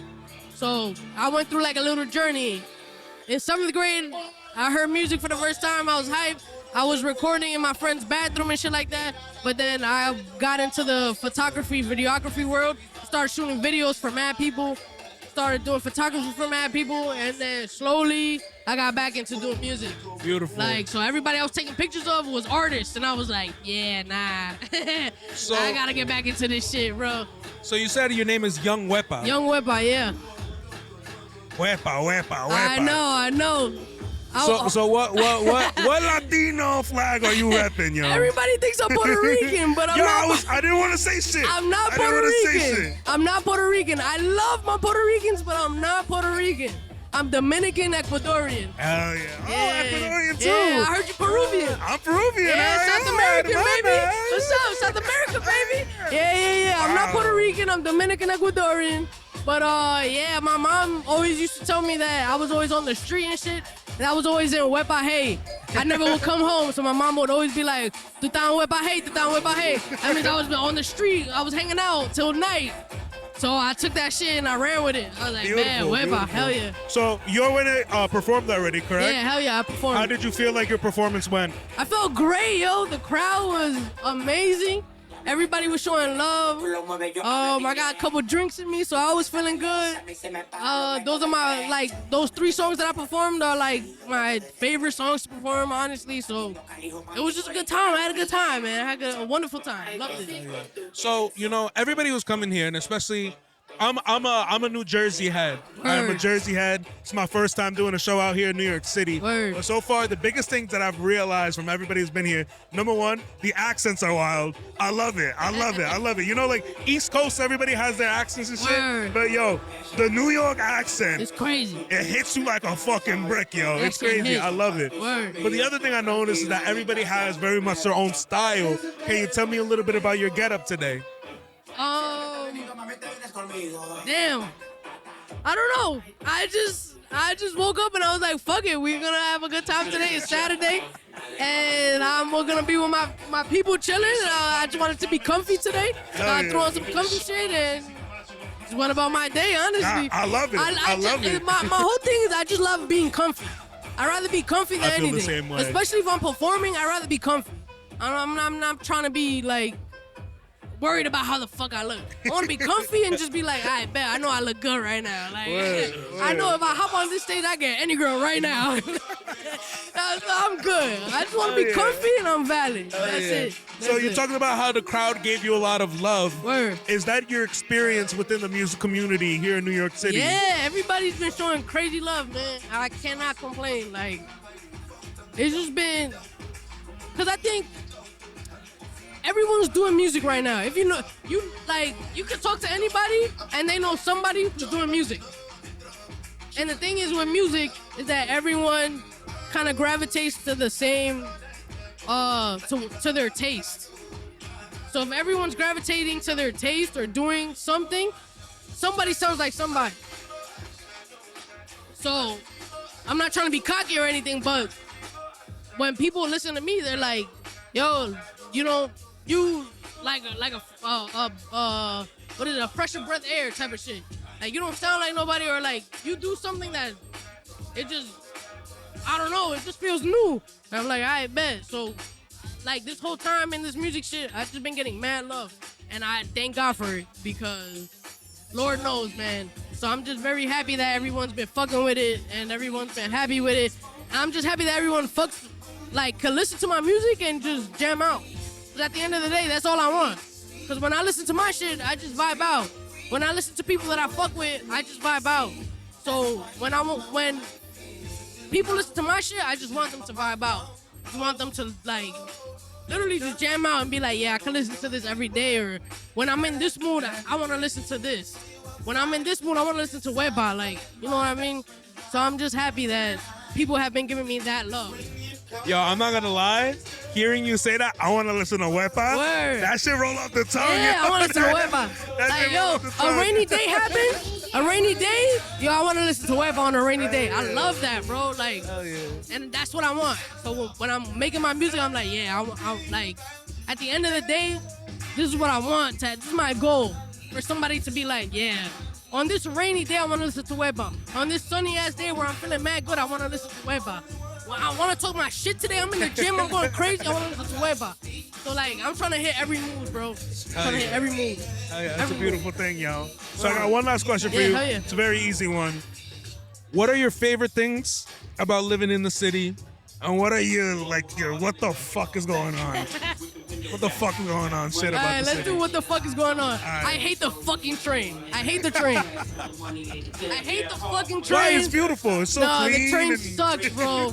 Like even coming here today, some guy was on the train and he got on and he was fucking crazy and he started talking crazy to me, my girl, and my friend, and it was like, what the fuck, bro? Like, I'm just trying to have a rant. Like, I'm just trying to have a good Saturday. So I fucking hate the train. But my best part of living in the city is that, like, I don't know, I guess you can wake up and do anything you want, honestly. Like, just a good vibe when you wake up. But when you take the train, it's just, take me out the train, bro. Put me in an Uber, and I'm good. Put me in an Uber, and I love New York City. Young Wepa, I fuck with your vibe. Yo, thank you. You're fantastic. I appreciate you. Please let the people know where they can find you, your Instagram, your any shout outs. Now's the time to let them know. My name is Young Wepa. You can find me everywhere at Young Wepa, YOUNGWEPA. I got mad music coming out soon. That's it, man. Basically, that's it. Just catch me. I'm performing April 27th. I'm performing May 3rd. I'm performing May 25th, I believe. So just catch me around. I'm here doing my thing. Just trying to have a good time. If you want to have a good time, come fuck with me. We gonna get drinks. We gonna get lit in the city. You know what it is. That's it, man. I love you, Young Wepa. Thank you so much, yo. I appreciate you. Thank you so much. And then second thing, you ready to just hop into it? Yeah. Please let the people know who you are and where you're from. What up, y'all? My name is Miss Kaya Kulu. I'm from Brooklyn, New York, and I'm a singer, a dancer, and a rapper.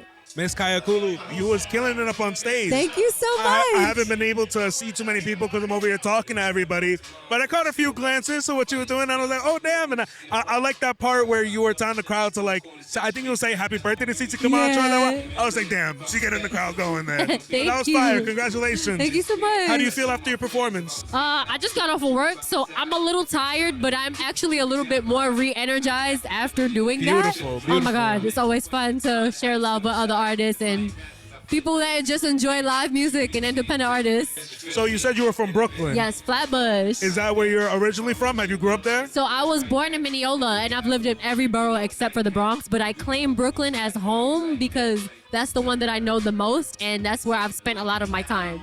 Wow, beautiful. So what would you say it's like growing up there in Brooklyn comparative to everywhere else? Ooh, Brooklyn is no tea, no shade. Brooklyn is the best borough. So love to all the other boroughs, but Brooklyn is a hodgepodge of things. It has nothing on, Brooklyn has nothing on Queens because, you know, Queens is a melting pot of its own, but like in Brooklyn, you could get Caribbean culture, you could get Polish culture when you go to Greenpoint. I live in Flatbush, so I get Haitian food, Trini food, Asian food every now and then, like Thai and Indian food, Jamaican food, just a plethora of good foods all the time. And like we have the Labor Day parade in September, and I don't live too far from it. I get to participate whenever I have time or when I'm not working on music and stuff.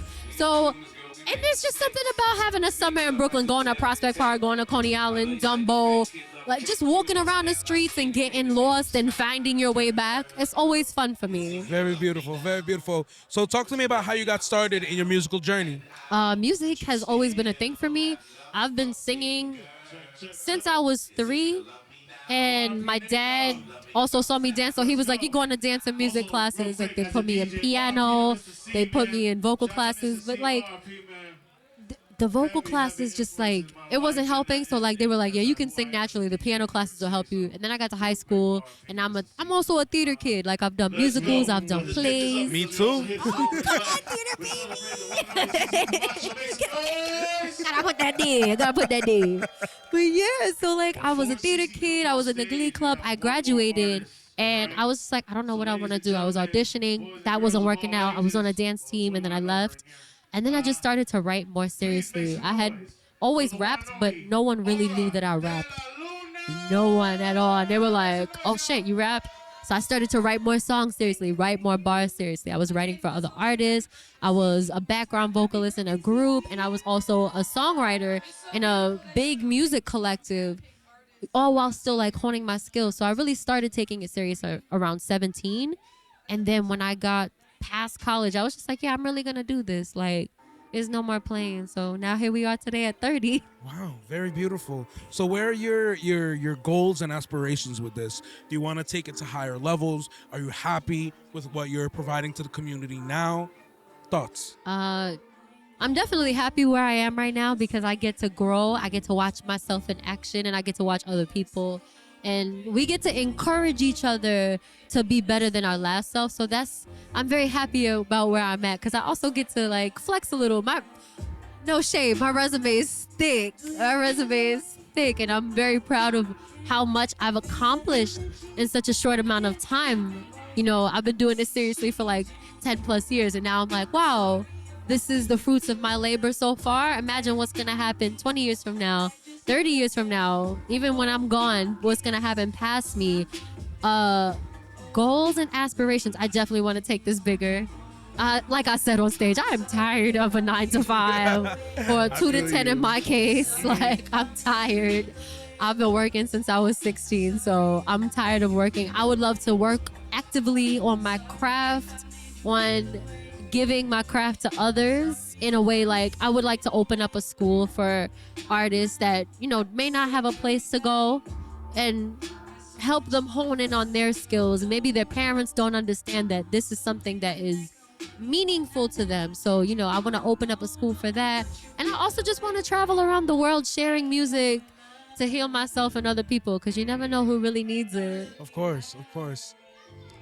I've got to ask. Yeah. Because I'm a Jersey head. That's where originally I'm from. It's okay. We love Jersey on this side. Ain't no beef. I love that. Because let me tell you, I was a little bit nervous. Meaning, like, I don't know. This is my first show in New York City. What? Yeah, it's the first time I'm out here doing podcasting. I've been podcasting in New Jersey for 4 years. Chill. Yeah, ayo, chill. But I love it because I always talk about, in Jersey, always showing love to New York, always showing love to Philly. And then we're all New Yorkers just like, yeah, because it depends. Because sometimes, you know, you get cocky people coming in. Yeah, but you know what? That's artists in general. And I'm very sure that you've experienced a lot of that as well. But I've been asking all the New York heads. I've been like, yo, tell me your favorite thing about the city. And tell me your what the fuck thing about the city. Can I start with the what the fuck? Everybody's been doing that. Hey, yo. So, all right. See, now the accent is like, you saw me get all delicate, and now I'm about to be like, Super Saiyan New Yorker. Bruh, my what the fuck currently is the MTA. Oh my God. Y'all was $2. Can I look at the camera for this one? Hold on, I gotta fix my piercing. Let me fix my piercing. It's not a booger. Let me fucking tell y'all, MTA, y'all get on my damn nerves. Every other whatever y'all want to raise the fare. $2.90 for what? Y'all might as well have just made it $3. Now, white people are hopping the train. I've never seen so many white people hop the train and the cops are not doing nothing about it. But not to make it about race. What the fuck, bro? This is too much money. We can barely buy eggs. Eggs are $12 now. Bruh, what the fuck? I'ma keep going through the gate. And if y'all arrest me off of that, y'all can't. Y'all don't got probable cause. What's good? That's the what the fuck. And the mayor is the what the fuck, because he ain't really doing shit but smoking hookah. Mayor Adams. Get me so tight. Whoa! I love it, yo. I love it. Yeah, yo. I don't know what's up with the MTA either, yo. You know, as a Jersey boy, the path. I like the path. It's a what I'm cozy, used quick to it. ride. Yeah, It's a cozy, quick ride. You know what I mean? NJ Transit, not the buses, the trains. Yeah, the trains are cute. Like they're doing their thing. You know what I mean? They're run by a completely different organization, and it's funny because I just started learning about the trains recently. Like I was like, not learning about the trains. Like I've been on the train since I was like little when I came into the city, but like learning, I'm like, why is New York suffering? Because the delay. Okay, so like another thing about the MTA, they'd be like $2.90 for delays. For the homeless man to be like, wow. Like, no shade to homeless people, because they I can't. get it. That's their situation. But like, the mayor's not doing anything about the mentally ill. There's girls getting punched on the train, people getting shot, stabbed, cut up, like, and you're paying $2.90 to get shot, stabbed, and cut up, and maybe, you know, sit in some bum piss. No. How helpful was the National Guard when they were called Not in? at all. Not at all. 11 out of 10 would not recommend. Just go back to whatever it is you were doing. The mayor is out of his rocker. tell me the things you like. Yes, let's get to that. Let's get to that because like a hero is now 650. No, a role is now 650 and a hero is. But let's get to the things we like. I love a New York summer. I love a New York summer. When the sun sets later, people gonna roast me for this, but I don't care. I love the fact that we wear Timbs for all seasons for ass-kicking reasons. Like, anybody that don't like Timbs, I don't know what to tell you, bro. You're in New York, like, get in line or get out. The fuck? I love when New Yorkers have moments like the earthquake and the eclipse, like, even general moments of happiness or trauma are like, I know you just seen that, and we all have a good laugh about it, and we wish each other well, get home safe. I love those little moments of solidarity that we have. Like, it's just beautiful. I love seeing other New Yorkers help each other, like with the stroll up the stairs, and some of them don't even like, they don't expect to thank you. I love that. Like, it just, they don't say anything. They're just quiet, good Samaritans, and then they just handle their business. It's such a beautiful thing to see people actually come together. Well, my friend, we're here at the end of your interview. Aw. I'm so sorry It because was I so feel like I fun. could talk to you forever. Right. But please, let the people know where they can find you, your Instagram, any shout outs. Now's the time to do it. All right, so I want to give a shout out to Legendary Cyphers. I want to give a shout out to that house party, though. Everybody, all my family, my chosen family, I love you. Y'all know who y'all are. My name is once again Miss Kaya Kulu, and you can find me on Instagram at Miss Kaya Kulu, MISSKAYAKULU. And I have music on all streaming platforms, Kaya Kulu, Spotify, Instagram, Tidal, you know the things, Bandcamp, SoundCloud, .piv.com. I love it, my friend. Thank you so much for coming on. Thank you Appreciate so much for having me. Yes. You ready to just hop into it? Yeah. All right, cool. Please let the people know who you are and where you're from. Yo, what's up, y'all? I'm Know-It-All. I'm from Queens, New York. Dude, so tell me Know-It-All. How'd you get started in your journey? Actually, it started through something negative. I got sick when I was real young, when I was about 17. And from there, my mom gave me a kidney when I was 17. From 17 to 23, I was good, but I didn't take good care of the kidney. 24, I got sick again. And that's when I realized in my life, I'm not doing anything with my time. I wasted 24 years of my life. That's when I realized. So I started focusing my time on music. And from the age of 24 to now being 31, I made a lot of progress, and I'm extremely thankful. I'm even thankful for the negative things that I've been through, because without it, I wouldn't be where I am today. Shout out to my mom. Wow. So what was that thing that changed, that flipped in your head? Was it like a day where a light kind of just clicked, or was it something over time that you learned? Yeah, definitely over time. And it really came from wanting different results, but realizing that I'm not actually doing anything different. You understand? So when you started off with music, what exactly did you start off doing? Was it writing music? What is it producing? What made you fall in love with it? It was writing for sure. I always been heavy in writing in English. Like, that's my thing, 100%. Word, dude. So how does it play a role in your life today? What are you doing? Man, music, especially the music that I do, plays every role in my life. I wake up thinking about it. I go to sleep thinking about it. It's basically my number one job at this point. It's all I think about. It's my way to help my family. So yeah, it's extremely important to me. It basically is me at this point. So being from Queens, you're someone else who I've heard from Queens. How was it like growing up there? Has it had any musical influence on what you are today? I mean, absolutely. A lot of the biggest stars in hip hop come from Queens. 50 Cent, you got your Nas's, your Mobb Deep. So from the time I was born into hip hop, and I was born into hip hop culture. So definitely my background is displayed through my music. I'm extremely proud to be from Queens. So culture-wise, I'm from Jersey. I'm a Jersey head.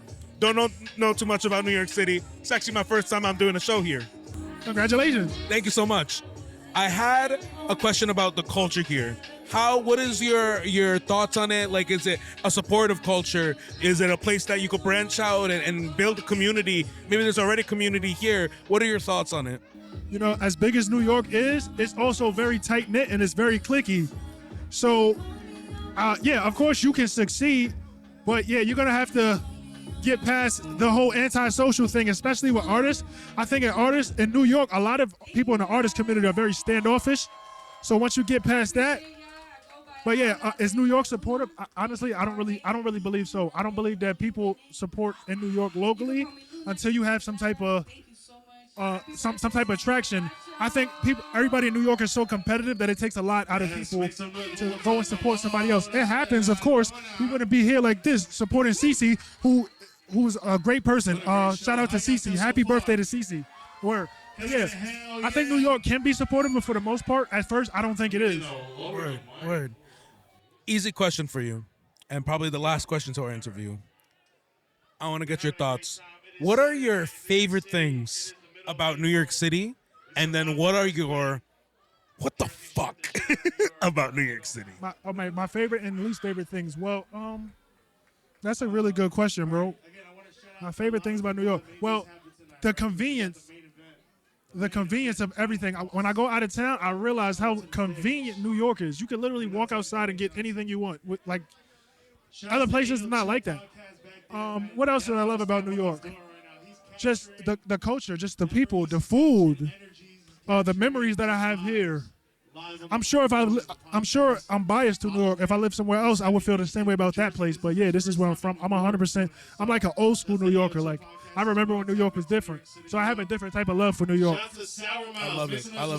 Yo, I'm sorry. I didn't mean to cut you off. Yeah. I want to say that I'm thankful. Thank you for having me on your platform, bro. Yeah, dude, of course. And actually, thought about one more question I want to ask you because I think it's very important for the youth to hear this. You talked about how you struggled in your life in the beginning, and then you had this journey, and now you're into you've into your age now, and you felt like you've done a lot better. What piece of advice do you have for those who might be struggling in a similar position that you are in? Well, everybody is different, but what I would say is find something to live for. Find something to find a reason to keep going, whether it be a family member or a hobby or something like that.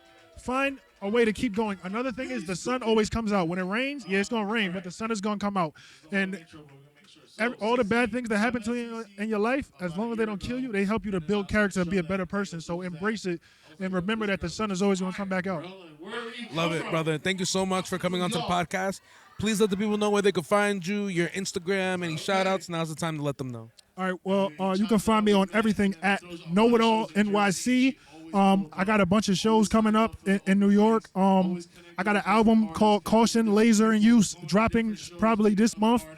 Shout out to the Pentagon, all my people, Happy, my man Zilly. Shout out to CeCe, of course, who has helped me in more ways than she probably knows. She just performed at my show called Scaring the Hoes, and she did excellent. So yeah, this night is about CeCe. She's a person that I'm willing to go out of my way to support. Happy birthday, CeCe. Word. Appreciate you so much, brother. Thank you so much. All right, so then All right, you ready to just hop into it? Yeah, let's hop into it. What's Please your let name? My name is Beto. Bezo? Beto. Beto. Yeah, All right. Beto. Please let the people know who you are and where you're from. My name is BB Sofia, and I'm from Miami, Florida. Oh, shit, Miami. How was it growing up there? It was fire. I love New York so much. I've been here for 5 years, but Miami was beautiful. Word. So what's the difference between Miami and New York? I mean, just the people and the vibes. Like when you walk on the street here, it's completely different than walking on the street over there. Like you really see like a little more culture. Like I know Miami's mad cultured, but it's changed over the years. Word. But I don't know. I love New York, but obviously I'm from Miami. Like I rep Miami and I rep New York. I can't really but yeah. So what would you say are the greatest things comparative from Miami to the music culture that you experience now? From Miami's music culture or just Miami in general? Comparative to like comparing Miami to New York. Like what does New York bring to the table that Miami doesn't? Music wise, I think there's just a lot of like there's so many dope artists that come from both, but I just think it's a different sound. Like it's just a different it's a different type of gritty. You know, it's not the same type of like New York gritty, New York drill. It's just like some Florida shit. So that's the difference. It's hard to describe, but like I would just say it's like Florida shit and then like New York shit, you know? Word. What would you say about the culture in general about New York. A lot of people say that. I've had a different answer today, comparative. So I've said a lot of people saying that the culture here is very supportive and it's very like a lot of people unite. Yeah. But other people say that it's maybe a little bit standoffish and a lot of people are cocky. What is your In New take on York? it? Nah, I don't think it's standoffish or. I mean, I think it has its own energy. But like with music, that's what I try to do. I try to mix like the Miami, the Florida sound with like whatever I'm doing now in New York and like the people I've met and like just mixing sounds together. Like that's what I'm trying to do. Word. Very beautiful. When did you get started on your music journey? I got started not that long ago. It's been like 4 years, so it hasn't been that long. I'm originally like a professional dancer, and I've been dancing forever. So it's like what I went to school for, and then I started making music. I started writing, actually like making my melodies heard and just like producing things. And it's been really fun. And how did you feel about your performance today? It was dope. Actually, I performed during KTURA's set. KTURA, she did 3 songs and then we did the last song, and it was fire. We made that song this week and it was extremely fun. Like I want to keep making, it was cool like writing with another person. I usually rap by myself. I usually like make shit by myself or with my 2 like best friends and producers. But then I kind of was like, you know what, fuck it. And I went into this like new bubble and I met her and I met like her like team and vibe, and we all became friends and that was fire making music. So that's the song we performed tonight. Sweet. Yeah. Well, I'm so sorry that the interviews are so short because we're Oh, coming no. close All to the good. end of the night. All good. But please let the people know where they can find you, your Fire. Instagram, any shout outs. Now's the time to let them Yeah, know. so my Instagram is bbsof, b.b.sof, like a B period, V period, SOF. I'm about to drop music videos. I'm about to drop music, singles. I really think, you know, my music is like bringing a lot of different sounds together. So I feel like it's something that people haven't heard before. So shout out Miami, shout out New York, shout out Sour Mouth, shout out CECE, happy birthday. Thank you for having everybody here. It was like a beautiful ass night. It's your birthday and you brought hella performers, like that's sick. Shout out to you, Beto. Yes. Shout out to him for interviewing me and everybody here, all the artists, fire. And I look forward to doing more interviews. Ayoo Chill Podcast. Ayoo motherfucking Chill Podcast. I feel like Ayoo Chill Podcast. Thank you so much. Yeah, I appreciate you. Thank you so much. Have a great one. BB yo. Sofia. Love you all. Bye. Yo, thank you. Thank you. So sorry about that. It's okay. It got mad smoky out of fucking nowhere. Okay. So we had to It give you some happens. special. Yours is actually gonna look so much cooler than everybody Yeah, that's else's. gonna be though, so. dope. I was just saying that. All right, bet. So let the people know who you are and where you're from. Okay, so I'm KD. My artist name is KTURA, and I'm from Queens. Sweet. Queens, New York. Sweet. I had a lot of people from Queens today. So, quick question for you. I've been asking all the New Yorkers, what is your favorite thing about New York? And what is your what the fuck about New York? My favorite thing about New York is like the cultural diversity. Like that you could go to any place and get any food and a mashup if you want, and just there's just so much.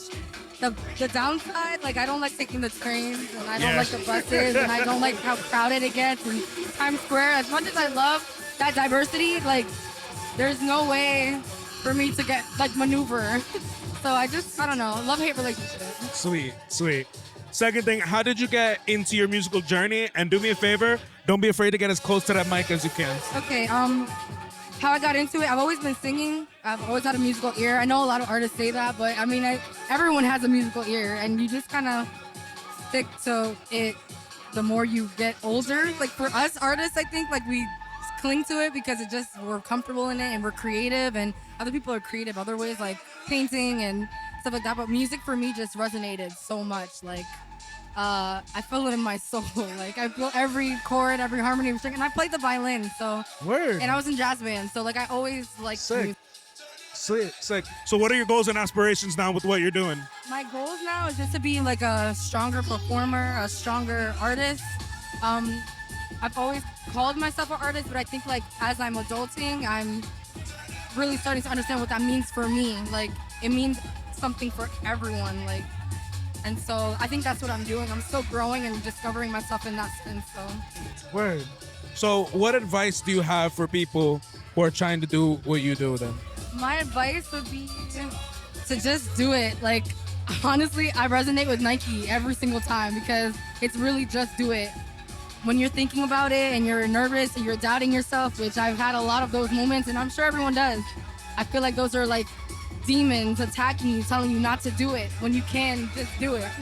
So that's my advice, I guess. Like, really just do it. It's so simple, but it's so true. Like, My friend, I want to thank you so much for coming on the podcast. I'm so sorry that Thank we're you for cutting it having short me. No, here. it's cool. But thank you so much.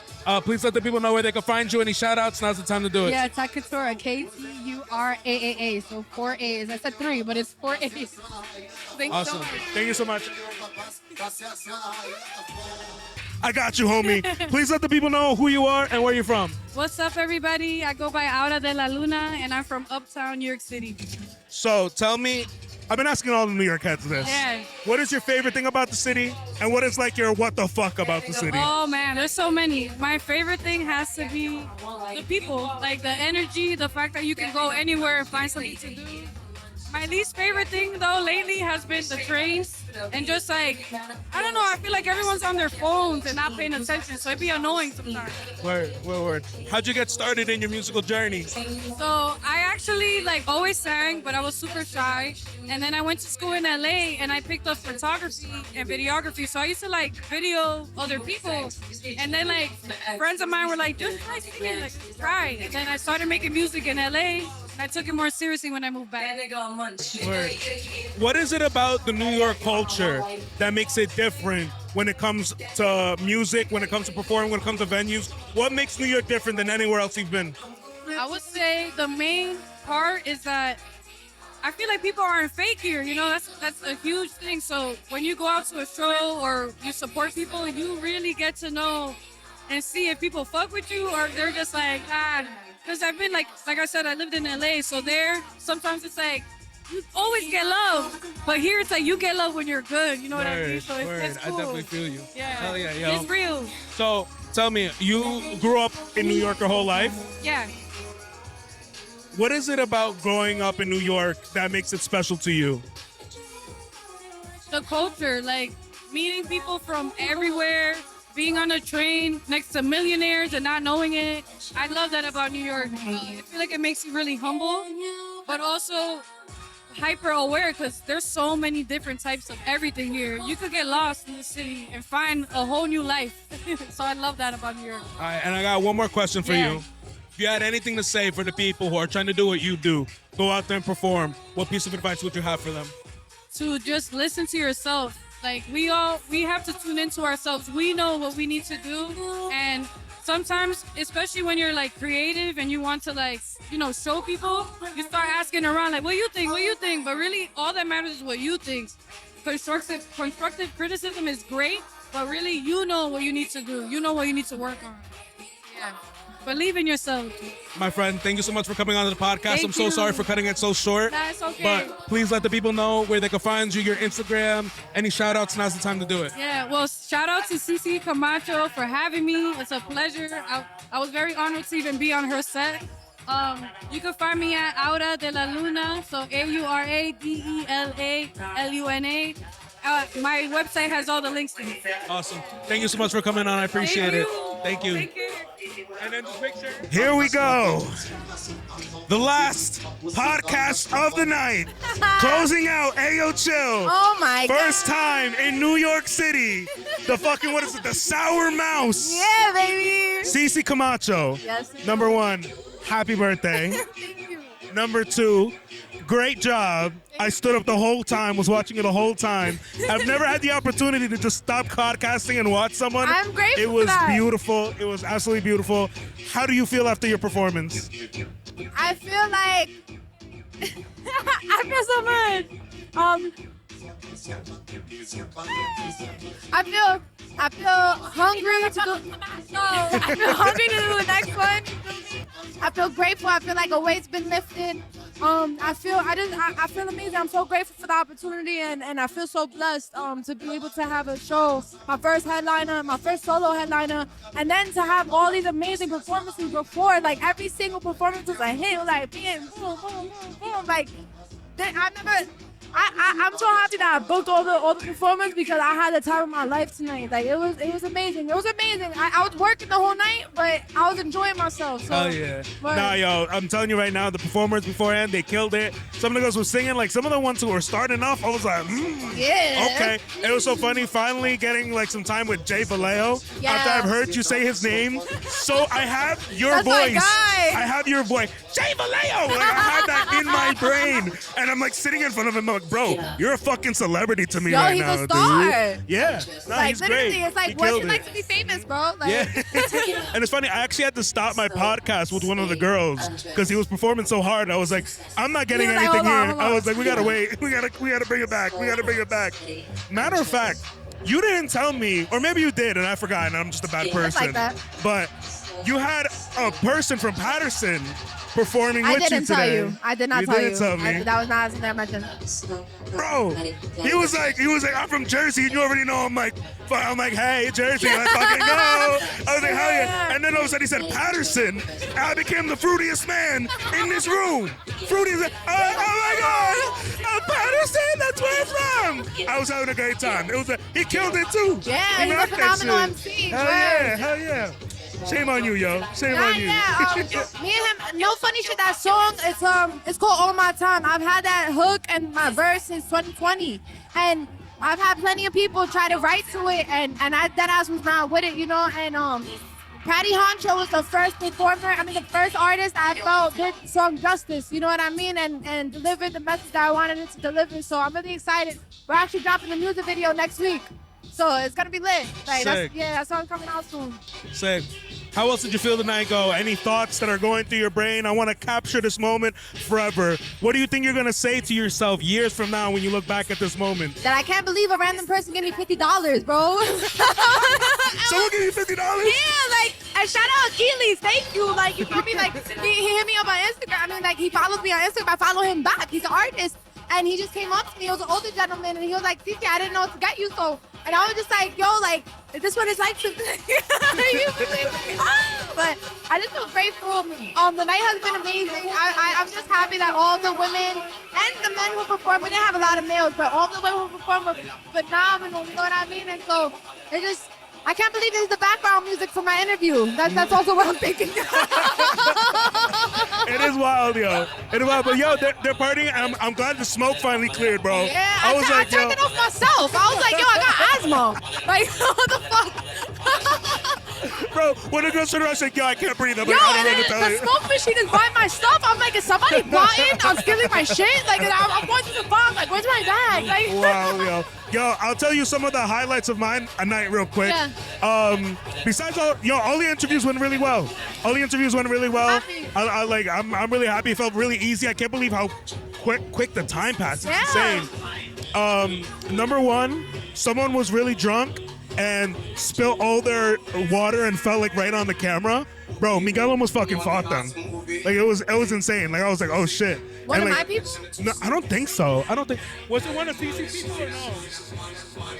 The guy was drunk and fell. No. Oh, random. It was a random. It wasn't anybody I roll with. Yeah. Nah, dude, and it was crazy because like what he fell and this fell on me, right? And he You should have fell. called me. I would have turned up. Dude, no, yo, because you know me, I'm not violent. I'm not violent. I'm about peace. Be nice. Be nice, motherfuckers. I would have came. And Miguel grabbed him by like the collar and stopped He him, yelled right? him off, he's like- Yeah, and then his boys ran up on Miguel and they're like, yo, what's up? And I was like, God damn, bro. I was like, can we all just like, I don't know, hug it out? I don't fucking know. Beto started singing in the back. He's like, Kumbaya. That's literally me. Kumbaya. So that was interesting. It was fun. But yeah, what else? People be fucking wildin'. I'm sorry. Yeah, no, people do be wildin'. Like now I know. I think it's my first New York show. You know what I mean? It's an honor. It's a pleasure. So what you say? Alias, right? I have to ask you a question that I asked all the New Yorkers. Yeah. What is your favorite thing about New York? And what is your what the fuck about New York? So what the fuck is rush hour? Cause why the fuck is everybody fucking packed? Why is it fucking private parts on my shit? Like, back the fuck up, breathe. I wish I had like an electromagnetic field where like it just shocked people if they got too close. Like I'm gonna invent that. So rush hour specifically, like on like the MTA. Yes, like even on my way here, bro. Like it was like everybody like this, and I'm just like, I can't even touch them. Like what the fuck is going on? Like, but my favorite part is just diversity and just the different types of people that you meet and just walking every day. Like today, I was on the train with Suge, and some random girl was like, "Oh, are you guys actors?" And we're like, "Nah, we're performers." And we just started chopping it up. You know what I mean? I love the random interactions and being able to just like meet anybody through any walk of life. You know what I mean? There's so many different souls and different like people to meet and connect with. So it's just like that's one of my favorite things. It's just the endless possibility. What? I'm just so happy to be here, yo. I'm just so happy to be here. It's great. How do you feel? I feel amazing. I feel grateful, and I'm just thankful. That's the best thing. I'm thankful and I'm hungry. I haven't ate shit. Word. Well, we'll probably get you something to eat. Do you have anything left to say for the people on the camera? Last thoughts? Maybe a message to all the other performers? Anybody? Just a huge thank you to Luna and to Patty and to all the performers who came through and did their motherfucking thing. I'm so grateful. Young Wepa, Duyan Joy, Kulu, Ari, like everybody just went so crazy, and I'm just grateful that everybody could come together, showcase their talents, and I'm speechless, bro. Like there's not much that I can say. It's just a lot of feeling. I'm just happy. I'm very happy. Well, before I start geeking over you, we're gonna end this.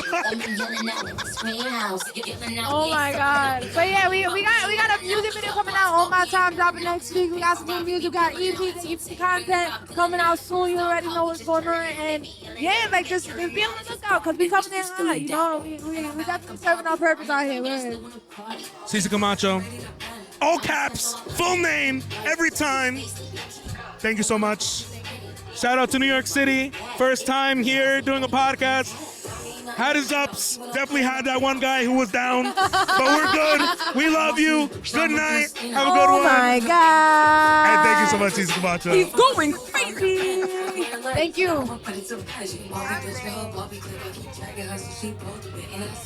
want all of it, and I want the grease, so I all of it. And I throw it back, so he's losing it. And I dip the box with no shoes in it.